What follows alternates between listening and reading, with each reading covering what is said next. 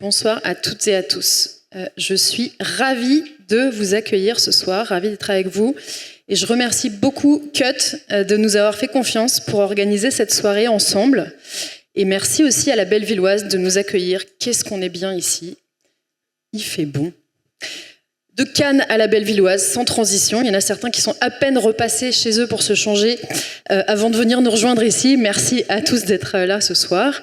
Alors, je vais commencer par vous présenter Destin commun. Destin commun, c'est la branche française de l'organisation More in Common, qui a été créée en 2017, notamment suite à l'assassinat d'une parlementaire britannique qui s'appelait Jo Cox, que vous voyez ici, qui a été assassinée en juin 2016. Ça va faire 10 ans dans quelques jours.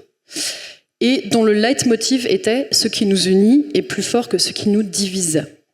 Le cœur de la mission de Destin commun consiste à décrypter les phénomènes de fragmentation et de polarisation pour mieux les prévenir et les atténuer au travers d'enquêtes d'opinion, ce qui nous permet d'analyser les racines des tensions et des divisions et d'identifier les opportunités de rassemblement et d'apaisement.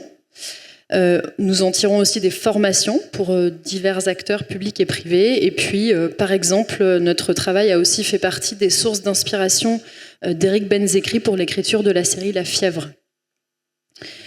Quand on a imaginé cette soirée il y a quelques mois, juste après la parution de notre grande enquête Fierté française dont je vais vous dire quelques mots, le monde de la culture et de la création, qu'il s'agisse du cinéma, de l'édition ou de l'humour, n'étaient pas autant au cœur des polémiques qu'ils le sont aujourd'hui. Ce climat de tension croissante ne nous semble pas présager de grand-chose de bon. Aussi, en cette fin de printemps, on est particulièrement heureux de vous réunir pour discuter entre professionnels de la création de la nécessité et des conditions pour créer des récits qui rassemblent. Alors, le projet Comme un Français est parti d'une hypothèse forte, celle d'une distorsion entre la vision de la France qu'on nous raconte, qu'on nous montre le plus souvent, et la France telle que les Français la vivent. Et aussi, on est parti d'une conviction qui était que cette distorsion est dangereuse parce qu'elle produit des effets dans le réel. Elle est ce qu'on appelle performative.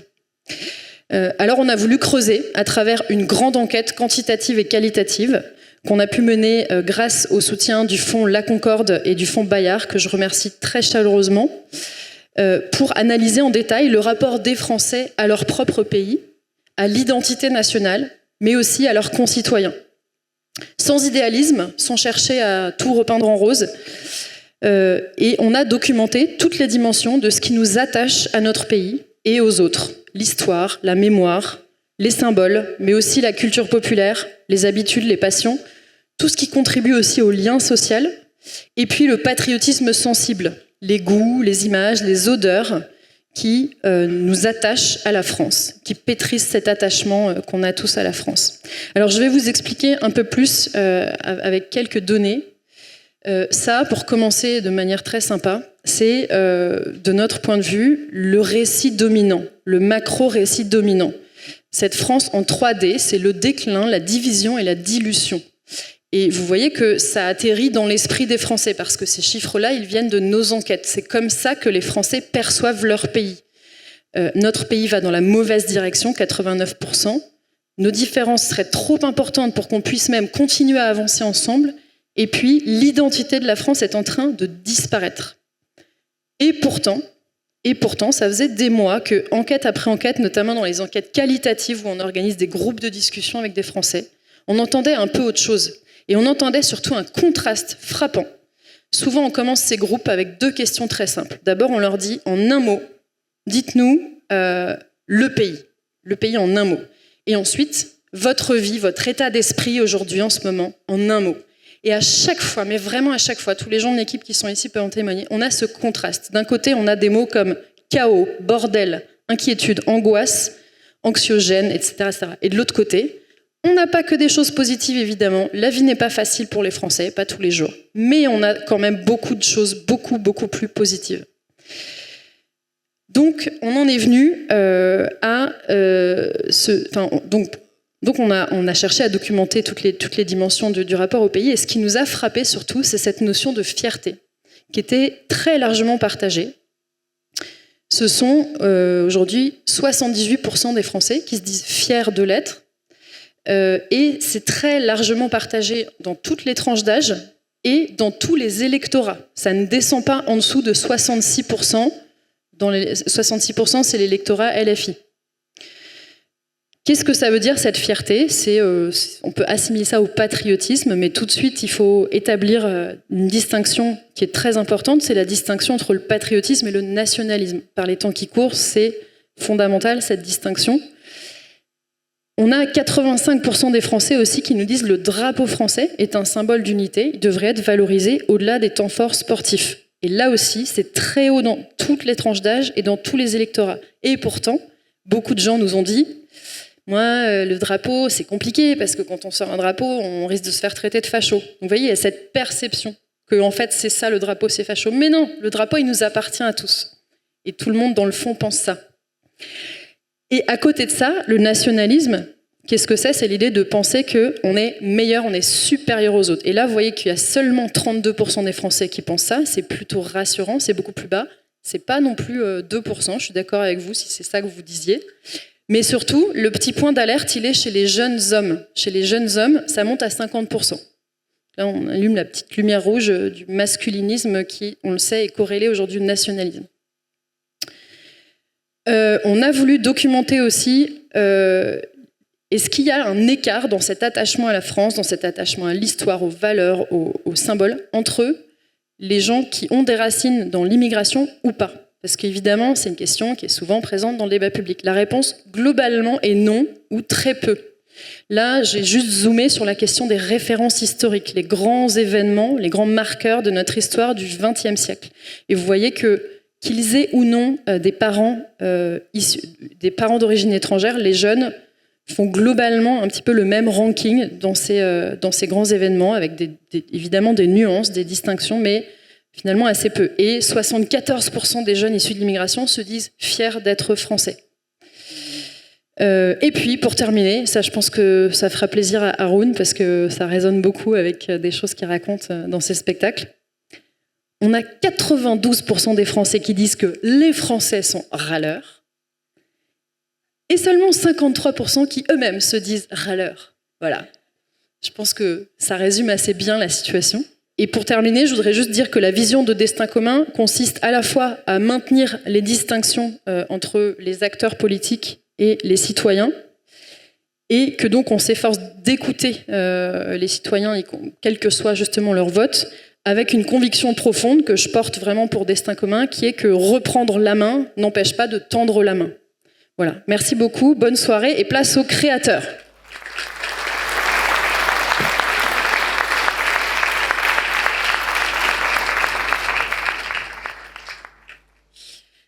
Bonjour, je suis Clémentine, je suis responsable de projet chez Destin Commun, et avant de commencer avec le premier intervenant, Haroun, je voudrais juste vous présenter, vous passer l'un de ces passages qui résume aussi pas mal de choses.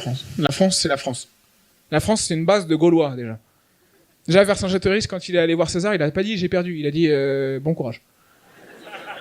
Après, tu rajoutes des Maghrébins, de l'Afrique subsaharienne, des Portugais, un peu de Juifs. Tu prends les peuples les moins gouvernables du monde, t'en fais une boule comme ça, et ça fait la France. On a construit un truc, on sait même pas comment ça tient. Même les pays à côté, ils ont là, fais gaffe quand même. Non, ça peut sauter, on sait jamais, tu vois. C'est ingouvernable, la France. Tu fais un discours en France, c'est pas comme aux États-Unis, tu peux dire ce que tu veux, les gens vont dire yeah, tu vas dire on va changer de pull, yeah. En France, tu fais on va augmenter les salaires, non. On va baisser les salaires, non. On les garde comme ça, non.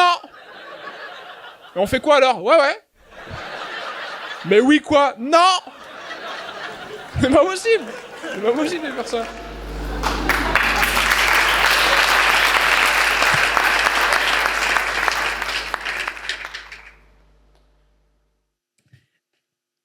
Merci Haroun de nous avoir mis en rire ces débuts. C'est ma passion. Moi. Tu es donc très connu comme humoriste. Tu as notamment fait des spectacles très politiques en 2017 et 2022. Ouais.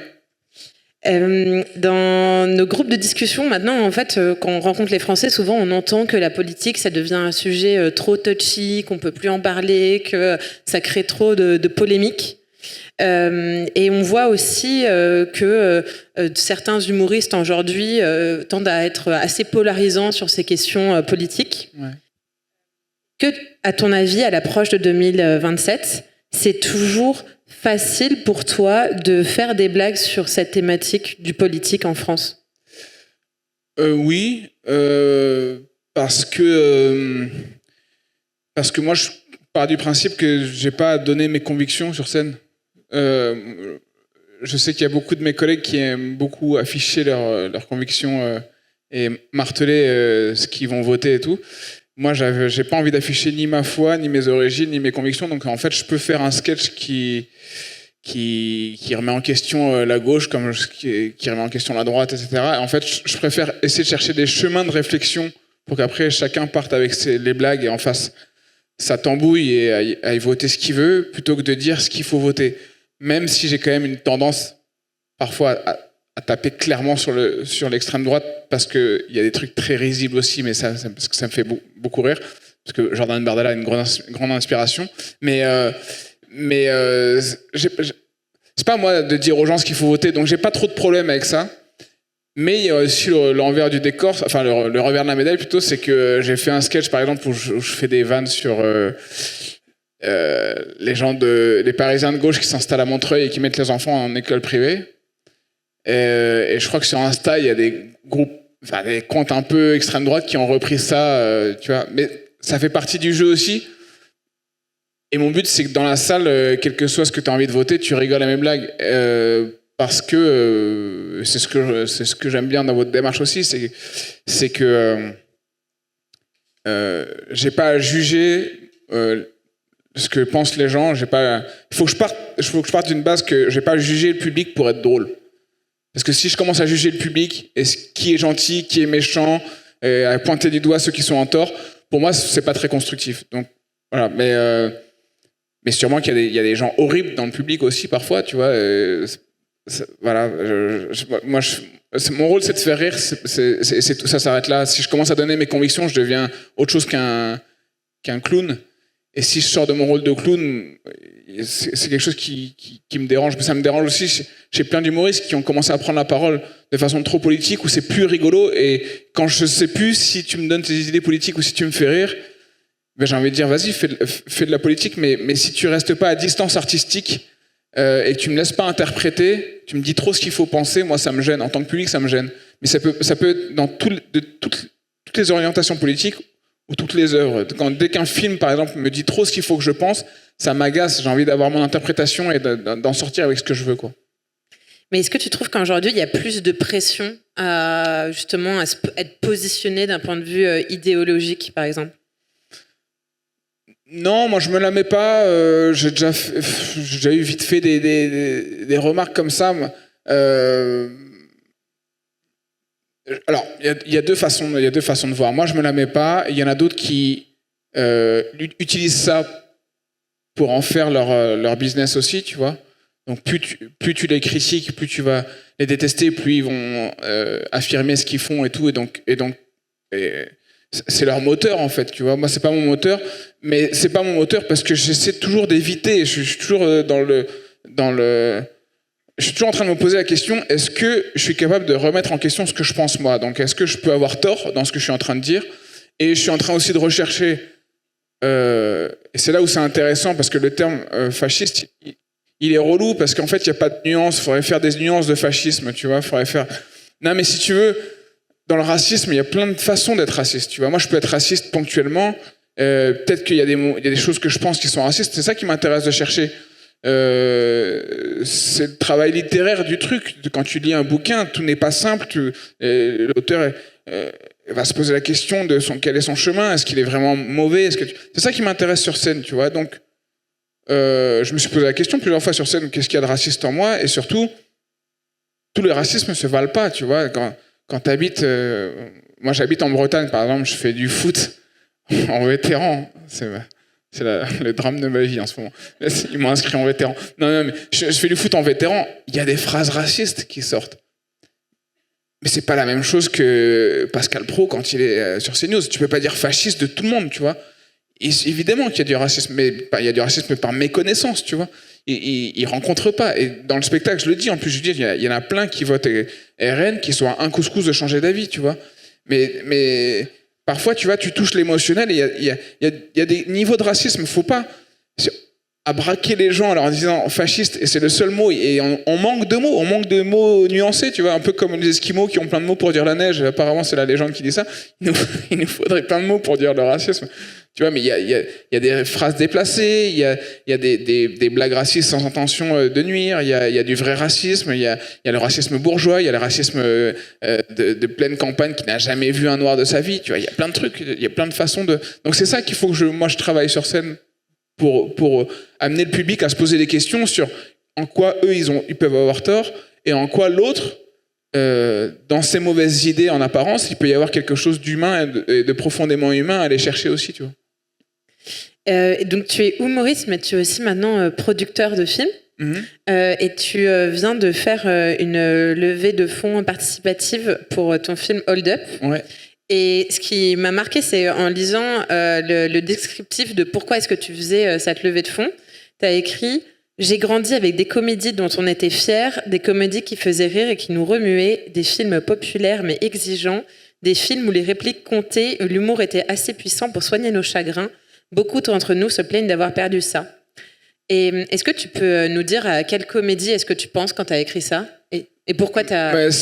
Quand on s'est rencontrés, tu m'as montré l'étude et c'était hyper intéressant parce qu'en fait c'était les mêmes comédies, enfin c'était un peu les mêmes comédies que ce que vous avez cité dans l'étude, mais c'est des comédies qui s'arrêtent à peu près aux années 2000, tu vois, mais pour moi c'est un air de famille, Les Bronzés, enfin tout ce qu'a fait le Splendide, ce qu'a fait Michel Blanc ensuite, Marche à l'ombre, en effet les Bakri Jaoui, Les Visiteurs, tu vois, toutes ces comédies où quand j'en parle aux gens de ma génération, on est un peu dans la nostalgie de ça, et je me demande, est-ce que c'est parce qu'on devient des vieux cons ou est-ce que c'est parce qu'on produit plus de films comme ça? Et je pense qu'il y a les deux. Je pense qu'on devient un peu des vieux cons, mais... ce graphe, il montre que tous les 18-24 ans sont un peu des vieux cons comme toi, du coup. Ouais, c'est ça. Ouais. Et ça, en fait, je pensais ça, et en fait, quand tu m'as montré l'étude, j'ai dit, mais ça me choque. Il y avait un petit truc en plus, c'est Intouchables, qui sont un peu plus récents, tu vois. Et bien que ce que je peux opposer à ça, c'est qu'on est sur des... Ce que j'aime moins dans ce type de comédie-là, c'est que c'est le truc feel good. Là où on arrivait, je trouve, par le passé, à faire des comédies qui sont pas du tout feel good. Et ce qui est en lien avec en plus ce que tu as dit tout à l'heure sur les Français qui critiquent la France et tout, tu vois. Moi, ce que j'aime bien, c'est ça, c'est les comédies qui grattent un peu, qui critiquent, tu vois, quand tu regardes Marche à l'ombre, par exemple, c'est deux pauvres gars qui sont SDF vraiment à la limite. Enfin, tu vois, demain, ils sont peut-être SDF et ils vont dans des foyers. Il y a des CRS qui débarquent pour vider le foyer africain, tu vois. Ils montrent vraiment les endroits dégueulasses de Paris, les hôtels de passe et tout, tu vois. Et pourtant, ils en font une comédie qui est extraordinaire. Et ce que je peux reprocher aux films plus récents, c'est que on a du mal à montrer la mocheté, alors que c'est la mocheté pour moi qui me fait marrer. Là-dessus, c'est les Anglais qui nous mettent une claque là-dessus, parce qu'eux, ils arrivent à esthétiser vraiment la mocheté, mais la comédie anglaise me plaît beaucoup pour ça. Mais on arrivait à faire ça avant, et que ce soit le Splendide ou Les Visiteurs ou La Chèvre ou Les Fugitifs, etc. Il y a un truc où j'ai l'impression qu'on se prenait un peu moins la tête avec le fait de bien paraître. Moi, souvent les retours que j'ai eus des gens qui n'ont pas voulu travailler avec moi pour ce film, c'est on s'attache pas aux personnages, parce que les personnages dans mon film sont pas très gentils. Mais en vrai, le français est pas très gentil. Le cliché du français, c'est le mec ou la fille qui se plaint, qui râle, tu vois, c'est exactement ce que vous étiez en train de dire, qui a une vision un peu négative de son pays, qui est en train de critiquer tout ça. Et quand tu regardes Les Bronzés, par exemple, c'est que ça, quoi. C'est que des gens, tu as la classe moyenne qui va au Club Med, qui se parle mal, tu vois. Et même Le Père Noël est une ordure, c'est extraordinaire pour ça. C'est vraiment crado, quoi, tu vois. Et on a tendance à aseptiser ça pour pas, comme si on voulait cacher la poussière sous le tapis, alors que justement, on a besoin de secouer les tapis en comédie, quoi. C'est vrai qu'on a été donc là c'est un des chiffres de l'étude qu'on a réalisé, Fierté française, et on a été très marqués de voir que tous les films sont déjà des comédies dans ce que les Français aiment le plus voir et revoir. Et effectivement, ce que tu disais aussi, que c'est que des films qui datent en fait, qui commencent à dater. Et le seul film qu'on retrouve dans toutes les tranches d'âge dans ce top 6, c'est Intouchable, qui est un peu aussi la fable d'un humour justement aussi qui peut être assez tendre, où on met en perspective des parcours voilà, aussi d'immigration, de difficultés aussi médicales.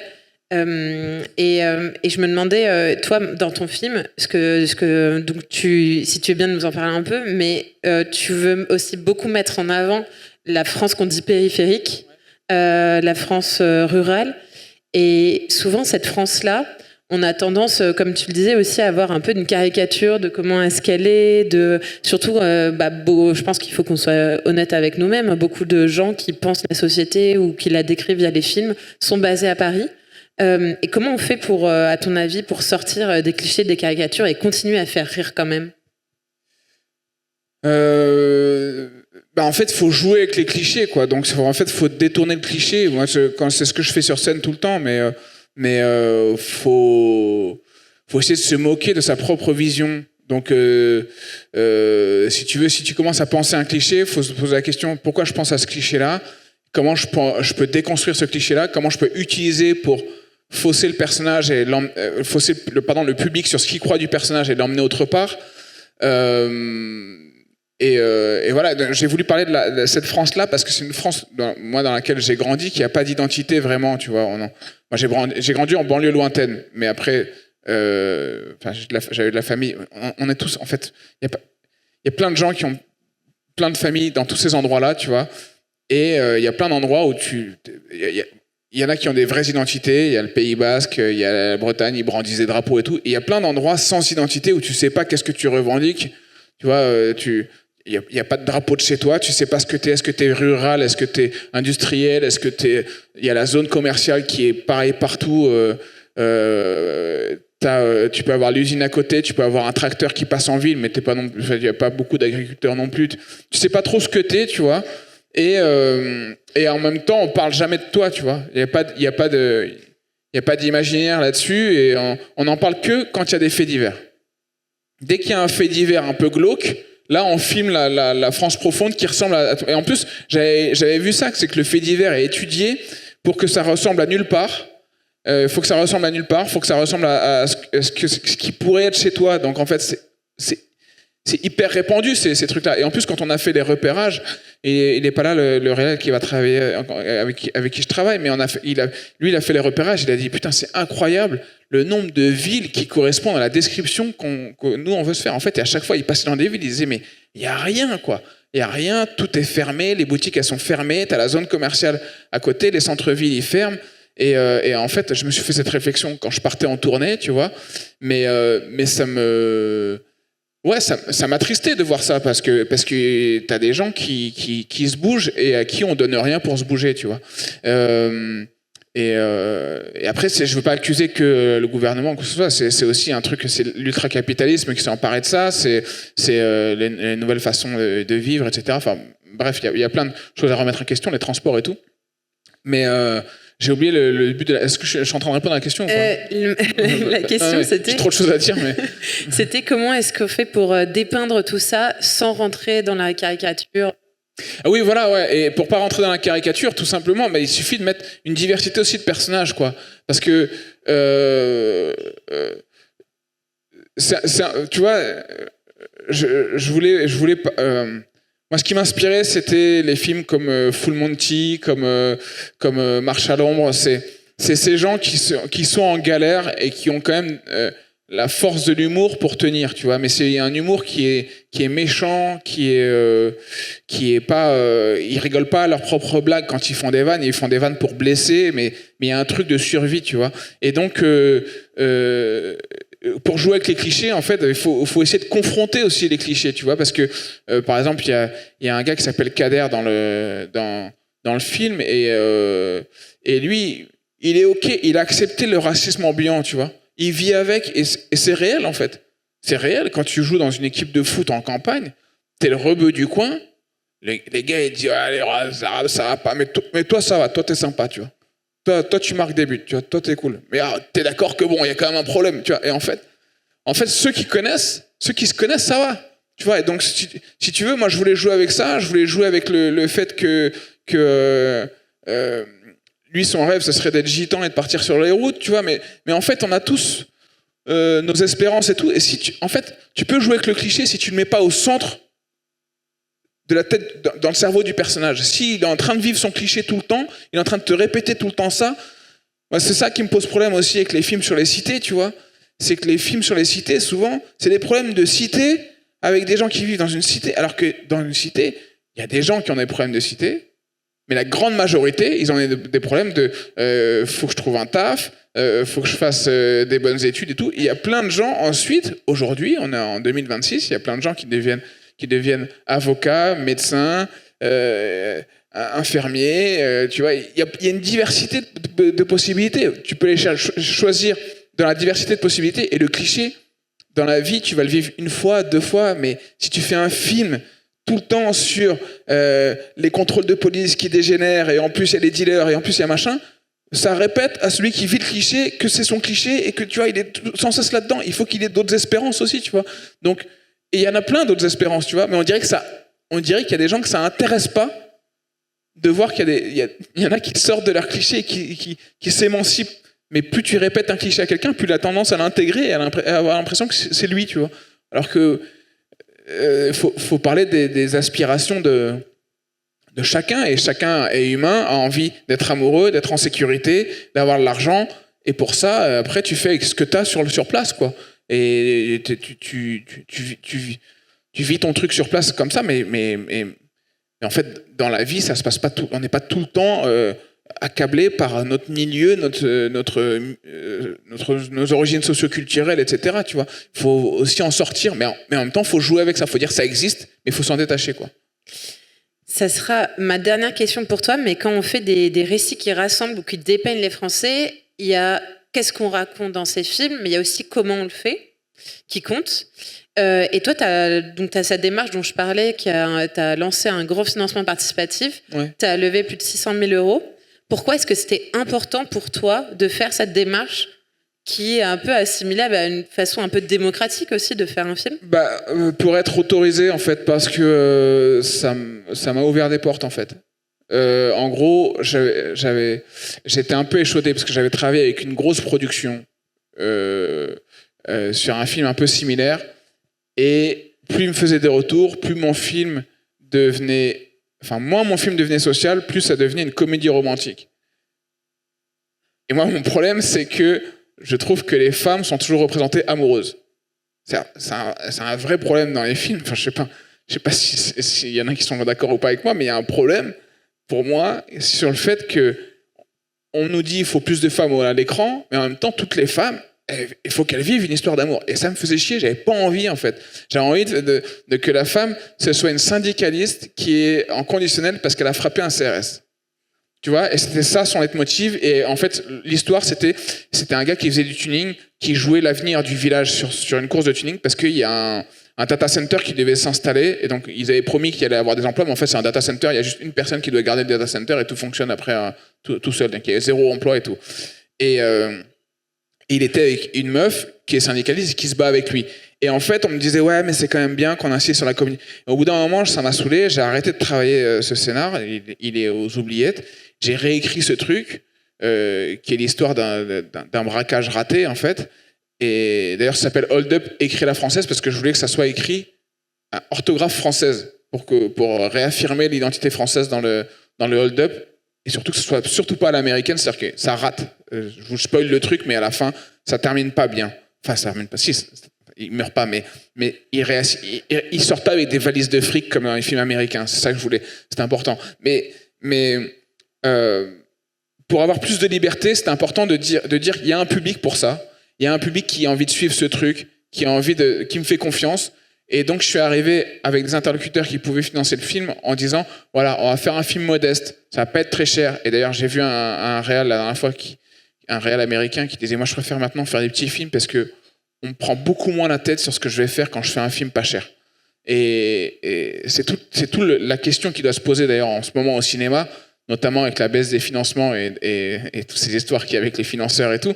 Mais peut-être qu'il faut qu'on aille vers des films moins chers, que les acteurs se remettent en question sur leur cachet aussi, pour qu'on puisse être plus libre de dire ce qu'on veut. Et justement, après, j'ouvre, parce que je sais qu'on en a terminé, je parle trop, mais justement que les gens qui ont peur de financer les films arrêtent de faire des films de niche. Parce que le problème, ces films-là, je pense qu'ils ne se posaient pas trop de questions. Le Splendid ne se posait pas trop de questions quand ils écrivaient les films. Ils faisaient des films qui les faisaient marrer, enfin, ils ont fait des pièces qui les faisaient marrer, ça faisait marrer le public, ça marche, on la garde, on la joue 4 ans, ça fait un film. Je trouve que ça, c'est une bonne démarche, parce que c'est le public qui décide, en fait. C'est le public qui vient en salle et qui dit « cette pièce-là, c'est OK, un air de famille, c'est OK, le dîner de con, c'est OK ». Tout ça, c'est des pièces validées qui font des super films. Eh ben, j'ai voulu partir du public parce qu'en fait, on se pose plus la question du public, on se pose la question marketing du public, où on se dit ouais, ça c'est bon pour les vieux, on va faire un Christian Clavier, Didier Bourdon, ça va cartonner pour les anciens qui regardent la télé le mardi soir, tu vois, la comédie du mardi soir. Et on est dans des réflexions marketing alors qu'on devrait créer et après se demander bon, maintenant est-ce que ça va marcher? Et si ça marche, pour qui ça marche, on s'en fout un peu parce que t'as une surprise en fait. Tu vois, t'as des gens qui vont venir en famille, t'as des gens, tu vois, je pense que tous les films qui sont là, ce sont des super surprises au niveau du public. Mais au début, ils se sont dit, bon, ça va marcher pour ça. Moi, le marketing du film, le marketing artistique, c'est un problème. Pour moi, c'est un vrai problème et c'est une vraie barrière au fait d'unifier les Français. Si ça permet de conclure un peu. Merci, Aaron. Est-ce que tu peux nous dire quand est-ce qu'on pourra voir Hold Up? J'espère début 2027. Avant les élections, j'espère. Parce Ça nous mettra en choix. Après, on ne sait pas. Peut-être que ça sera. Merci. Les cinémas auront brûlé. Merci à vous.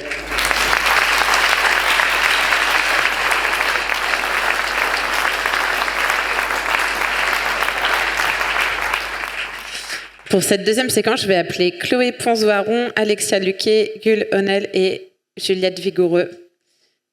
3 scénaristes et délégué général de CUT, Juliette.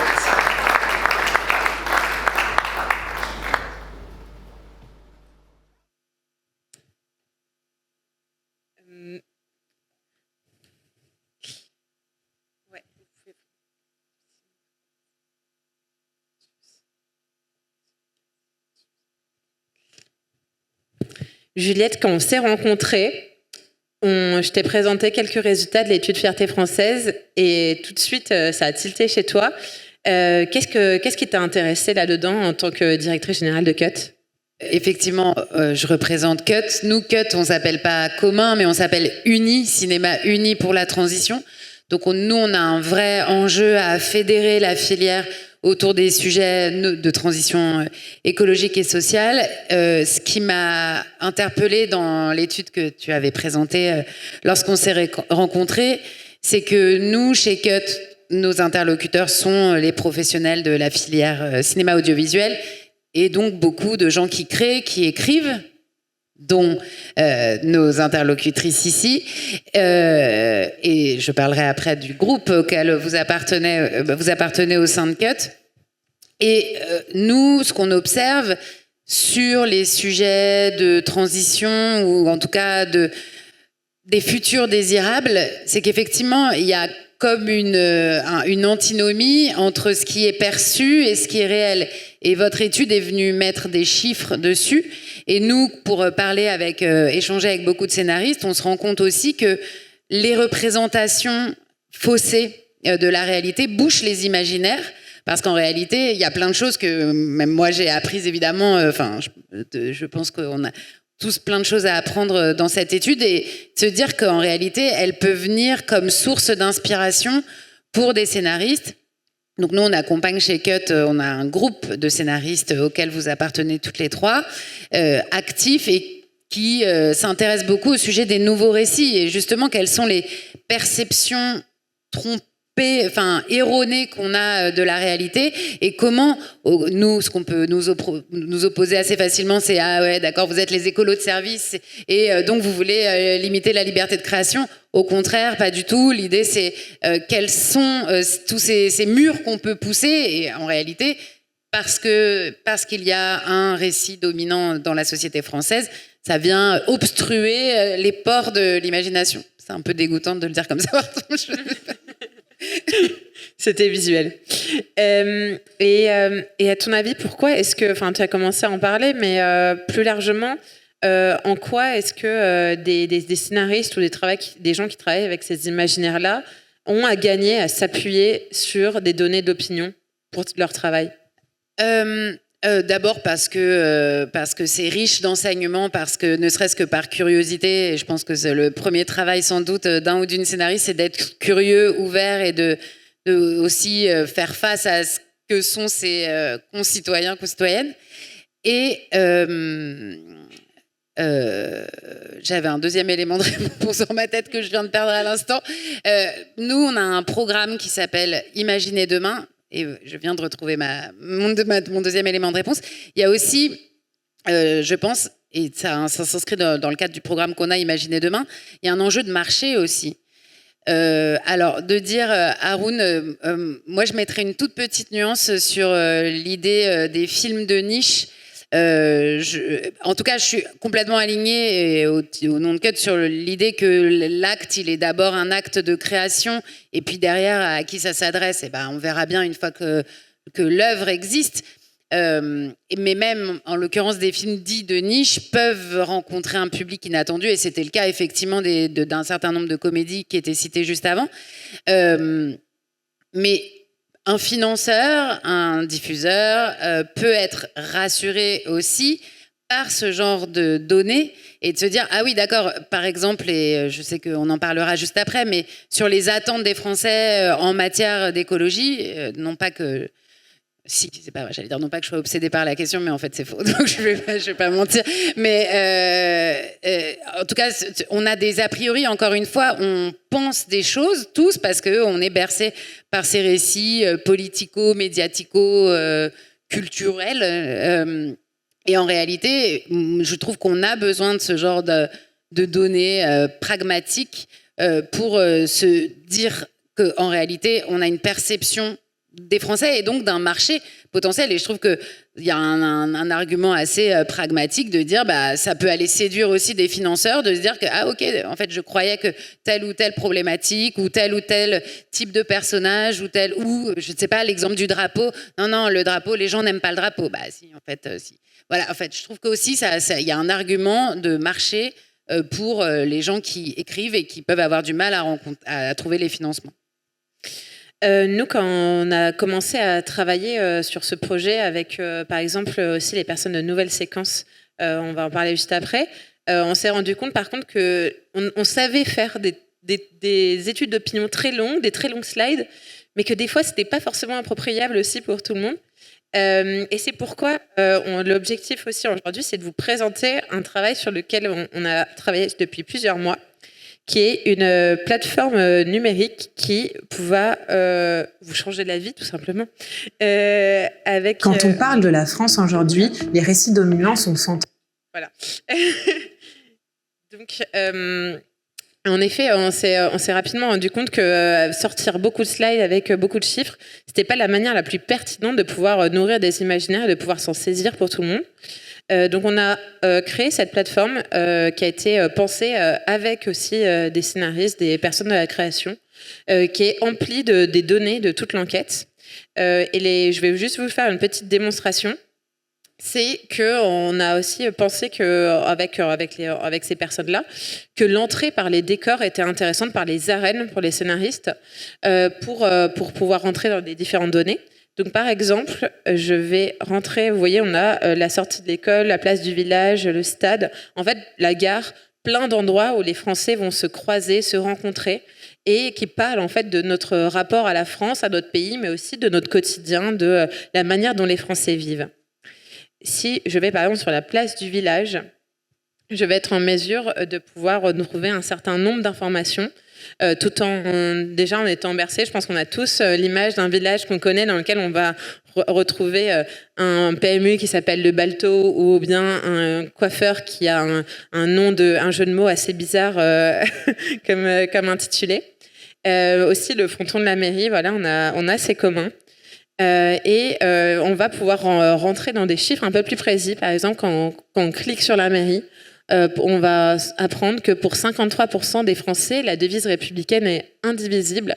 En effet, vous allez pouvoir retrouver un certain nombre de données. Par exemple, ici, la question qu'on a posée de savoir quelle est pour vous la valeur la plus importante dans la devise républicaine, liberté, égalité, fraternité. Chose marquante qu'on souligne ici, c'est par exemple que vous voyez que pour l'ensemble des Français, c'est 53% qui disent que c'est les trois autant, donc les trois valeurs qui se valent. Et quand on va voir les plus âgés, la devise est davantage indivisible, c'est 65% qui pensent ça, qui montre qu'aujourd'hui, peut-être pour les plus jeunes, ils accordent plus d'importance à certains leviers, type la liberté et l'égalité. Voilà, je vais vous laisser découvrir ces nombreuses données, mais c'était pour vous donner un aperçu. Et il y a 3 personnes qui travaillent, ils sont scénaristes autour de la table et qui ont eu l'occasion de découvrir cette plateforme en avant-première. Merci à vous 3 d'être ici. Je vais vous poser des questions à toutes les 3. La première, c'est, à votre avis, qu'est-ce qu'une enquête d'opinion, ça peut apporter à une scénariste au-delà de simplement avoir une curiosité sociologique. En fait, comment est-ce que ça peut vous accompagner dans votre travail ? Si tu veux commencer, Chloé. Oui, merci pour l'invitation. Je rebondis sur ce qu'a dit Juliette, en fait, c'est que en tant que scénariste, sur n'importe quel projet, cinéma, télé, que ce soit à notre initiative ou que ce soit une commande, on va passer par une étape de recherche. Une étape indispensable de recherche pour pas dire de conneries, mais aussi pour pouvoir aller nuancer ce qu'on a raconté et puis approfondir son sujet, sa thématique. Moi, je pense que c'est dans ce cadre-là que ce genre d'outils peut nous être utile, et aussi parce que justement, ça nous sort de notre place à nous dans le monde, là où on parle, et ça nous permet d'aller voir de façon plus générale, plus globale, et de pas rester à l'endroit où on est juste d'où en tant que scénariste, et surtout en tant que qui on est et d'où on vient, quoi. Est-ce que Gul, Alexia, vous êtes alignés avec ça, ou vous voulez apporter des compléments ?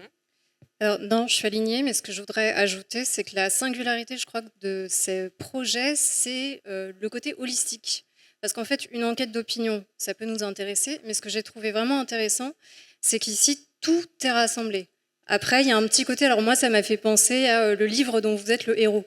En fait, on se balade entre les différents univers, et puis on va chercher ce qui nous intéresse, ensuite on revient en arrière. Mais il y a vraiment ce côté d'avoir accès à des données dans différents domaines, quasiment tous les domaines de la vie sont représentés. Et ça, c'est assez intéressant pour essayer, moi je le vois un peu comme un pense-bête, finalement, pour aller chercher des données, de se faire un petit peu vraiment des choses super pratiques, de se cocher des cases. Ah oui, ça, j'y avais pas pensé. Je pense par exemple des choses qui m'ont marqué, moi, c'est les données sur les odeurs et sur les sons. Et c'est vrai que ça, dès l'écriture, c'est quand même important d'y penser. Et des petites choses qui m'ont marqué, par exemple, sur les sons qui ressortaient. Parmi les sons qui étaient les plus appréciés des Français, c'était des sons liés au Sud. Dans les premières réponses, il y avait les accents, parmi lesquels les accents de Marseillais, le son du Vélodrome et les cigales. C'était ce qui ressortait. Le son de la SNCF. Et pour les odeurs, il y avait aussi des choses intéressantes auxquelles on pense. Mais voilà, je le vois plus comme quelque chose de très pragmatique. Pense-bête, ok, j'ai pensé à ça. Et plus, évidemment, ce qu'on peut trouver dans n'importe quelle enquête d'opinion. Mais voilà, ce côté vraiment holistique, je pense, est assez appréciable. Et toi, Gul, est-ce que, en explorant la plateforme, ça t'a évoqué, ça t'a donné de l'inspiration pour certains sujets ? En fait, est-ce que ça m'a donné... Oui, ça m'a inspiré, dans le sens où moi, j'ai abordé cette plateforme, je te l'ai dit tout à l'heure, les premières phrases, ça m'a effrayée. Parce que, effectivement, je pense j'ai même moi-même, je me suis posé la question, je me suis dit pourquoi, au moment où tu lis fier d'être français, ça te fait un effet de recul en fait. Parce que c'est quelque chose dont certains partis, certains extrémistes se sont appropriés en fait. Et du coup, nous on se pose pas la question forcément, et je pense que c'est important en fait de se réapproprier cette notion, de savoir pourquoi on aime notre pays et pourquoi oui, on a des raisons d'être fiers. donc ne serait-ce que cette réflexion, effectivement, je me suis dit tiens, ça m'a poussé à me positionner là-dessus peut-être et à réfléchir, et oui, il y a plein de choses qui sont très très intéressantes en fait dans l'enquête et à étudier. Est-ce que Chloé, toi, il y a une donnée en particulier qui t'a marqué ou qui t'a donné l'inspiration pour quelque chose? Il y en a plusieurs. Il y a eu sur les personnalités préférées des Français. Donc à égalité, c'est Jean-Jacques Goldman et Thomas Pesquet.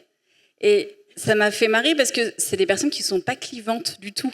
C'est des personnes qui ne sont pas marquées, qui sont juste là pour leur talent, leur métier, et donc ça m'a fait marrer. Bon, il y a quand même un Patrick et un Gérard Plus-Bas, mais il y a quand même, ils arrivaient au-dessus, donc ça, je trouvais ça plutôt réjouissant. Et c'est les chiffres que tu as montrés au début, les chiffres sur comment on se perçoit en tant que Français et comment on se perçoit nous-mêmes. Donc ça, c'est rigolo. Donc j'étais complètement dans mais bien sûr, les Français sont râleurs, mais moi, franchement, ça va. Et ce qui est assez... Je les ai notés si tu veux, je peux les redire, mais si tu les retrouves. 70% des personnes sondées jugent les Français et Françaises pessimistes, mais seuls 37% se déclarent pessimistes. 53% pensent que les Français sont dépressifs, mais 22% se déclarent réellement dépressifs. Et en fait, c'est soit... Alors, on peut voir ça, des choses de deux façons.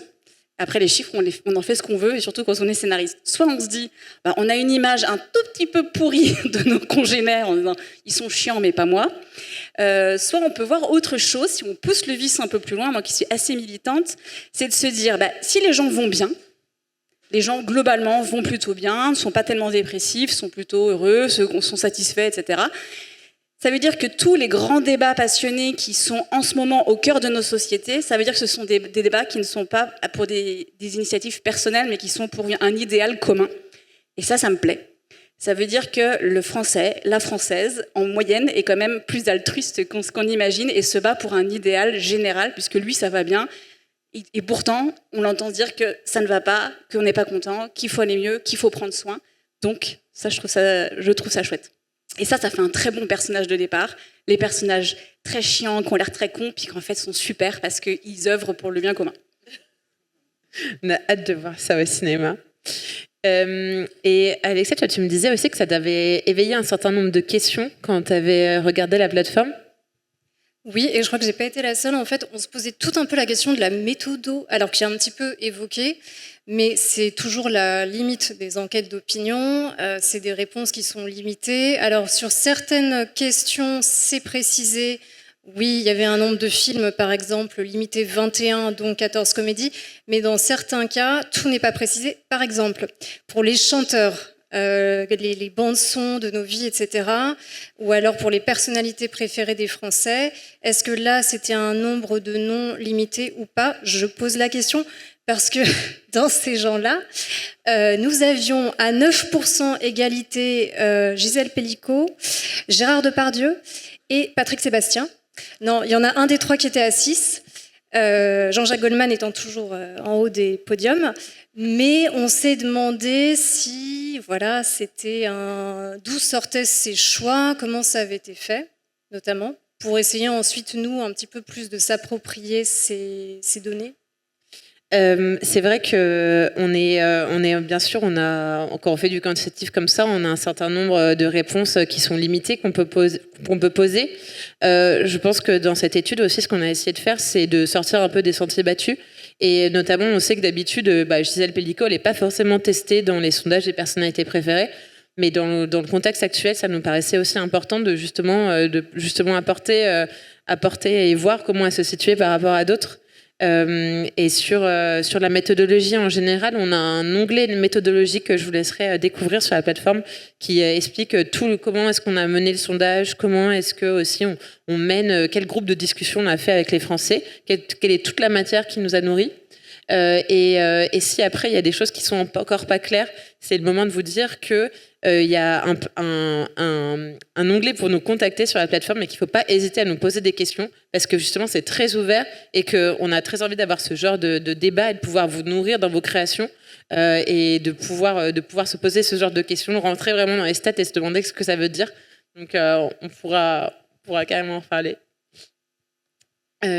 Peut-être pour conclure, est-ce qu'il y en a l'une de vous qui voudrait me dire en quoi aujourd'hui son regard a changé sur la France? Peut-être Juliette, si tu veux nous donner un mot de conclusion. Non, en tout cas, mais c'est ce qu'on a un peu, ce qui s'échange depuis tout à l'heure, c'est que à quel point la nuance est précieuse et que effectivement le discours de dire que la France est polarisée, irréconciliable, etc. Moi aussi, ce que tu disais, Chloé, c'est, je trouve heureux de se dire que finalement, on a plus de choses qui font commun que divergence.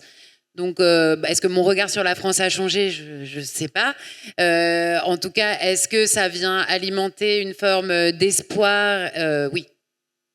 Moi, j'ai une question. Ce qui serait intéressant, c'est de faire, parce que ça va influencer nos façons d'écrire, mais je crois que les films influencent énormément l'opinion publique aussi. Et ce qui serait marrant, c'est de faire sur une thématique un sondage avant un film fort sur cette thématique et refaire le sondage après pour voir si les gens ont changé d'idée et dans quelle mesure nos créations peuvent influencer.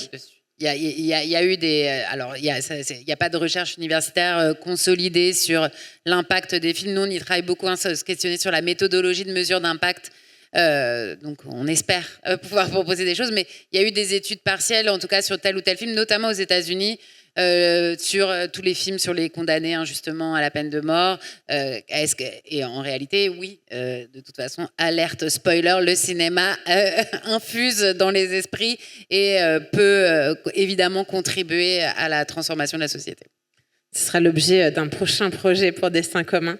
Merci beaucoup à toutes les quatre. Merci.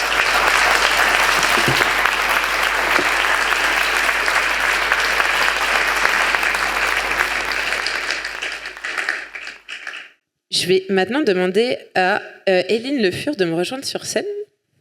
Merci Éline. Donc Éline, tu me disais que ça fait plus de 20 ans que tu travailles sur des séries qui sont dites populaires. Tu as travaillé par exemple en tant que scénariste sur Plus belle la vie, Demain nous appartient, maintenant Un si grand soleil. Et à ton avis, en quoi est-ce que cette fiction qui est dite populaire, mais qui a aussi la particularité d'être quotidienne avec des épisodes qui sortent tous les jours, est-ce que ça permet de raconter un réel que d'autres formats de l'audiovisuel ne permettent pas? Alors, pour moi, c'est pas tant dans ce que ça raconte, enfin, ça y participe, mais c'est la façon de raconter avant tout, parce que c'est quelque chose qui est diffusé tous les jours, donc qui est une espèce de perfusion continue de fiction chez les gens, et donc qui permet de raconter aussi à plusieurs personnes d'une famille en même temps. C'est une fiction qui a un mode de consommation, enfin de visionnage, assez particulier, quoi. Et ça crée du lien social. Enfin, ça crée du lien. C'est quelque chose qui crée un attachement assez fort. Donc, nous, je pense que c'est plus dans notre façon d'écrire les choses qu'on est différent, en tout cas. Après, on parle de tout le monde, de tout et tout le monde. Donc, ce qu'on peut faire, c'est de parler de beaucoup de choses en même temps aussi. On peut avoir des intrigues financières en même temps qu'une intrigue sur un lion qui s'est échappé du zoo. On peut avoir des histoires d'ados en même temps que des histoires de gens vieux. Donc, ça, c'est vraiment propre à la fiction populaire. Et je crois que, beaucoup de séries font des choses comme ça, intergénérationnelles, sociétaux, très, très vastes. Mais nous, on le fait sur une base quotidienne. et en changeant d'histoire très très fréquemment. Donc voilà, on est comment dire, on est infini quoi. Donc. Pour toujours. Et aussi, la particularité, ce que tu me disais, c'est que c'est assez rapide à produire. C'est-à-dire qu'il se passe seulement quelques mois entre le moment où tu l'écris, tu le tournes et ça passe à la télé. Est-ce que ça fait que tu peux intégrer parfois certains sujets sociétaux ou d'actualité en direct au sein de la fiction? Et à quel moment est-ce que toi, tu te dis, tiens, ce sujet qui fait débat ou dont on parle dans les médias, ça fait une bonne intrigue et c'est intéressant que je le glisse là, que j'en fasse un sujet aussi de fiction. Ça dépend pas mal de la ligne édito de la série. C'est-à-dire là, je suis en ce moment sur Un si grand soleil, on est moins collé à l'actualité, on a moins envie d'être collé à l'actualité. Quand je travaillais sur Plus belle la vie, par contre, ça faisait vraiment partie des impératifs. Quand il y avait une élection, on tournait une séquence spéciale à chaque fois avec le bon gagnant de l'élection. Enfin, on tournait 2, évidemment, et on diffusait la bonne. Mais c'était plus important pour nous d'avoir cette immédiateté dans le rapport avec les gens. Alors que maintenant, un peu moins. Mais c'est une question de style. Hein. C'est pas vraiment moins avoir envie de parler de l'actualité. On en parle différemment. Après, oui, c'est ce qui fait. Enfin, on en parle quand même, et c'est ce qui fait aussi, je pense, que les gens s'attachent. C'est parce que on ne peut pas se permettre d'être à rebours. En fait, on est obligé de coller à ce que les gens vivent. Nous, l'épisode de ce soir va pas forcément se passer aujourd'hui, mais les gens vont avoir les préoccupations de maintenant. Quoi. On est vraiment obligé de le faire, ça. Sinon, on a l'air hors sol. Et est-ce qu'il y a des sujets où tu te dis, tiens, ça justement, c'est intéressant de l'intégrer? Ou est-ce qu'il y a d'autres sujets, justement, c'est trop polémique et il vaut mieux les éviter? Ah oui, il y a beaucoup de sujets. On a envie de parler de tout. Alors après, je précise un truc qui est quand même hyper important. L'écriture de séries quotidiennes, c'est collectif. On est on est plusieurs ateliers d'auteurs, plusieurs rooms. Nous, on a une room histoire, une room dialogue, chapeautée par une direction de collection. Donc sur chaque semaine, on écrit 5 épisodes, les ateliers histoire. On est en tout, on est 6 auteurs plus la direction de collection, ce qui fait beaucoup de monde. Donc, pour dire ça, il n'y a pas une personne qui s'exprime et qui dit ce qu'elle a envie de dire, quoi. Et il n'y a pas une personne qui décide. Enfin voilà, on n'est pas tous en train de dire moi j'aimerais bien parler de ça et tout. Ceci étant dit, on a tous envie de parler du réel et de dénoncer certaines choses, mais il y a vraiment des sujets où on va pas. Parce que, pour moi, la première raison, c'est qu'on ne peut pas le faire bien. On écrit trop vite, on n'a pas la distance nécessaire, le temps de repos nécessaire au texte pour bien parler de certains sujets très durs. Après, il y a évidemment, on passe à 20h40, nous, il y a le replay, mais il y a encore des gens qui regardent la télé. Et on n'a pas envie de se faire interdire au moins de 10 ans tous les soirs, donc évidemment, on ne parle pas de certaines choses à cause de ça. Mais voilà. Il y a aussi ça qui fait que, évidemment, il y a des choses qui sont hors limite. Mais forcément, quand tu fais une fiction qui est autant regardée par autant de personnes, des millions de personnes, et on en parlait à l'instant, on fait forcément passer des messages à travers cette fiction. Est-ce que toi, tu te sens une responsabilité vis-à-vis de ça, vis-à-vis de ton pouvoir d'adresser autant de personnes? Et qu'est-ce que tu fais de cette responsabilité si tu en ressens une? C'est flippant. Non, en vrai, encore une fois, c'est une écriture collective, donc on participe tous à la ligne éditoriale. Donc déjà, il y a cette espèce d'auto-régulation entre nous qui nous permet d'avoir une boussole morale collective qui, la plupart du temps, va dans le bon sens. Donc, pour pas dire des conneries, pour pas donner des idées avec lesquelles on n'est pas en accord, évidemment qu'on se sent une grosse responsabilité. Mais nous, c'est pas non plus la première question qu'on va se poser quand on va se mettre à écrire. C'est pas qu'est-ce qu'on va passer comme message. C'est notre responsabilité, elle est au niveau des histoires. On fait avant tout quelque chose qui va emporter les gens, qui va leur raconter. Enfin, on va les divertir dans le bon sens du terme, parce que moi je trouve que, c'est noble, de faire ça, d'amener les gens dans des histoires qui vont vraiment les porter. Notre responsabilité elle est sur la façon de raconter ces histoires de manière assez bonne. C'est dur. Enfin, on a l'impression que les fictions quotidiennes, c'est vite fait, que c'est cheap, que c'est de la fiction au rabais, mais c'est pas toujours le cas. Il y a beaucoup de prises de tête des auteurs pour raconter les choses de manière à la fois intelligente et qui n'ont pas été vues 15 fois. Et je pense que, honnêtement, voilà, en fait, c'est ça. On essaye d'écrire de manière honnête. Donc, notre responsabilité, elle est avant tout là-dessus. Après, évidemment, dans les histoires qu'on raconte, on va toujours se positionner. C'est obligé. De toute façon, en tant qu'auteur, on se positionne automatiquement. Nous, on passe dans Grand Soleil. C'est un message quand même progressiste pour la tolérance. Enfin bon, voilà, on est quand même assez de gauche. Pour la quoi, pardon ? Pardon ? Pour la quoi ? Pour la tolérance. La tolérance. Oui. Donc, évidemment, tout ce qu'on écrit va un peu dans ce sens-là, quoi. Je crois que c'est bon. Est-ce que, après, ce que tu disais à l'instant, c'était intéressant aussi sur le fait que des fois, souvent, ce sont des formes de création qui sont un peu méprisées au sein du secteur, au sein de la chaîne. Et aussi, qui peuvent aussi être regardés de haut un peu par les diffuseurs en se disant justement, en termes de messages, d'intrigues à faire passer, quelque part, il faut simplifier. Et justement, il ne faut peut-être pas aller sur des sujets qui vont trop faire réfléchir. Comment est-ce que, à ton avis, comment est-ce que toi tu gères ce dialogue avec les diffuseurs ?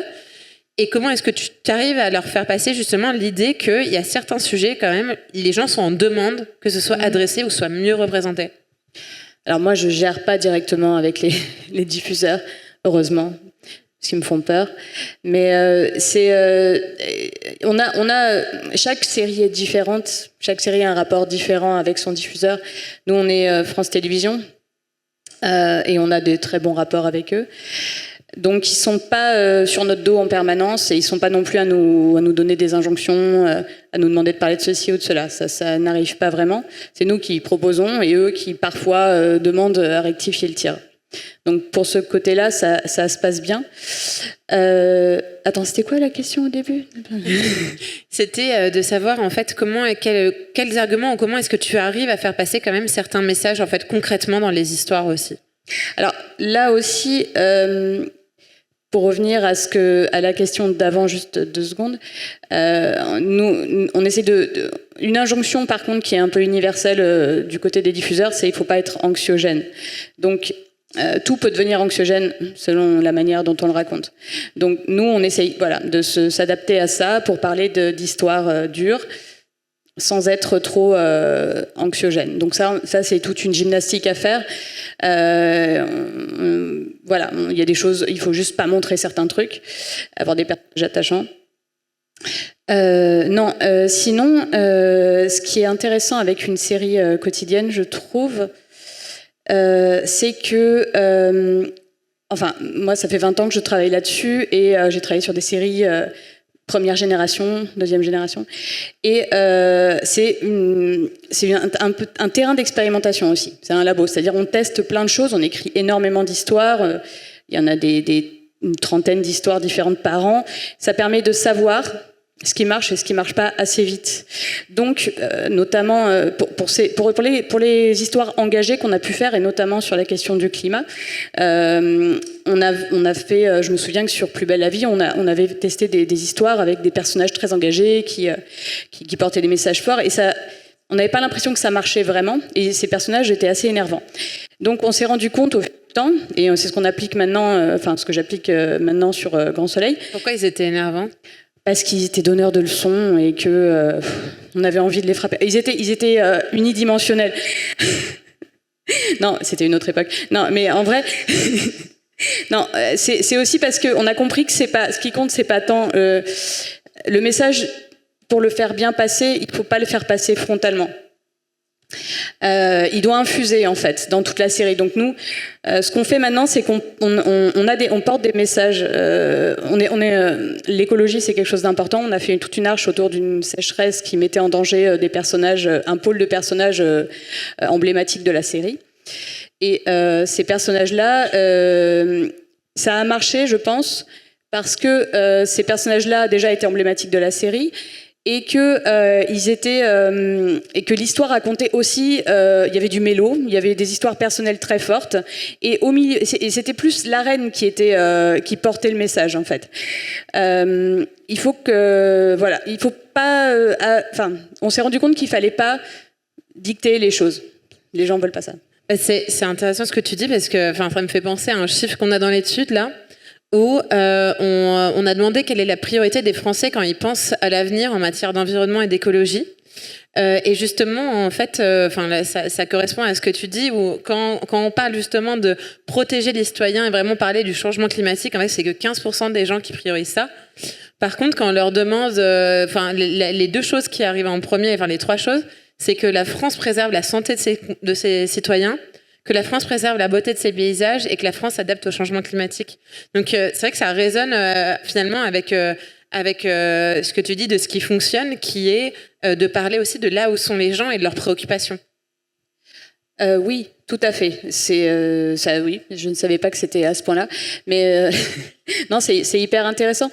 Et en fait, ce que j'ai découvert notamment dans mon travail avec Nouvelle Séquence, c'est aussi que la fiction, elle a un rôle.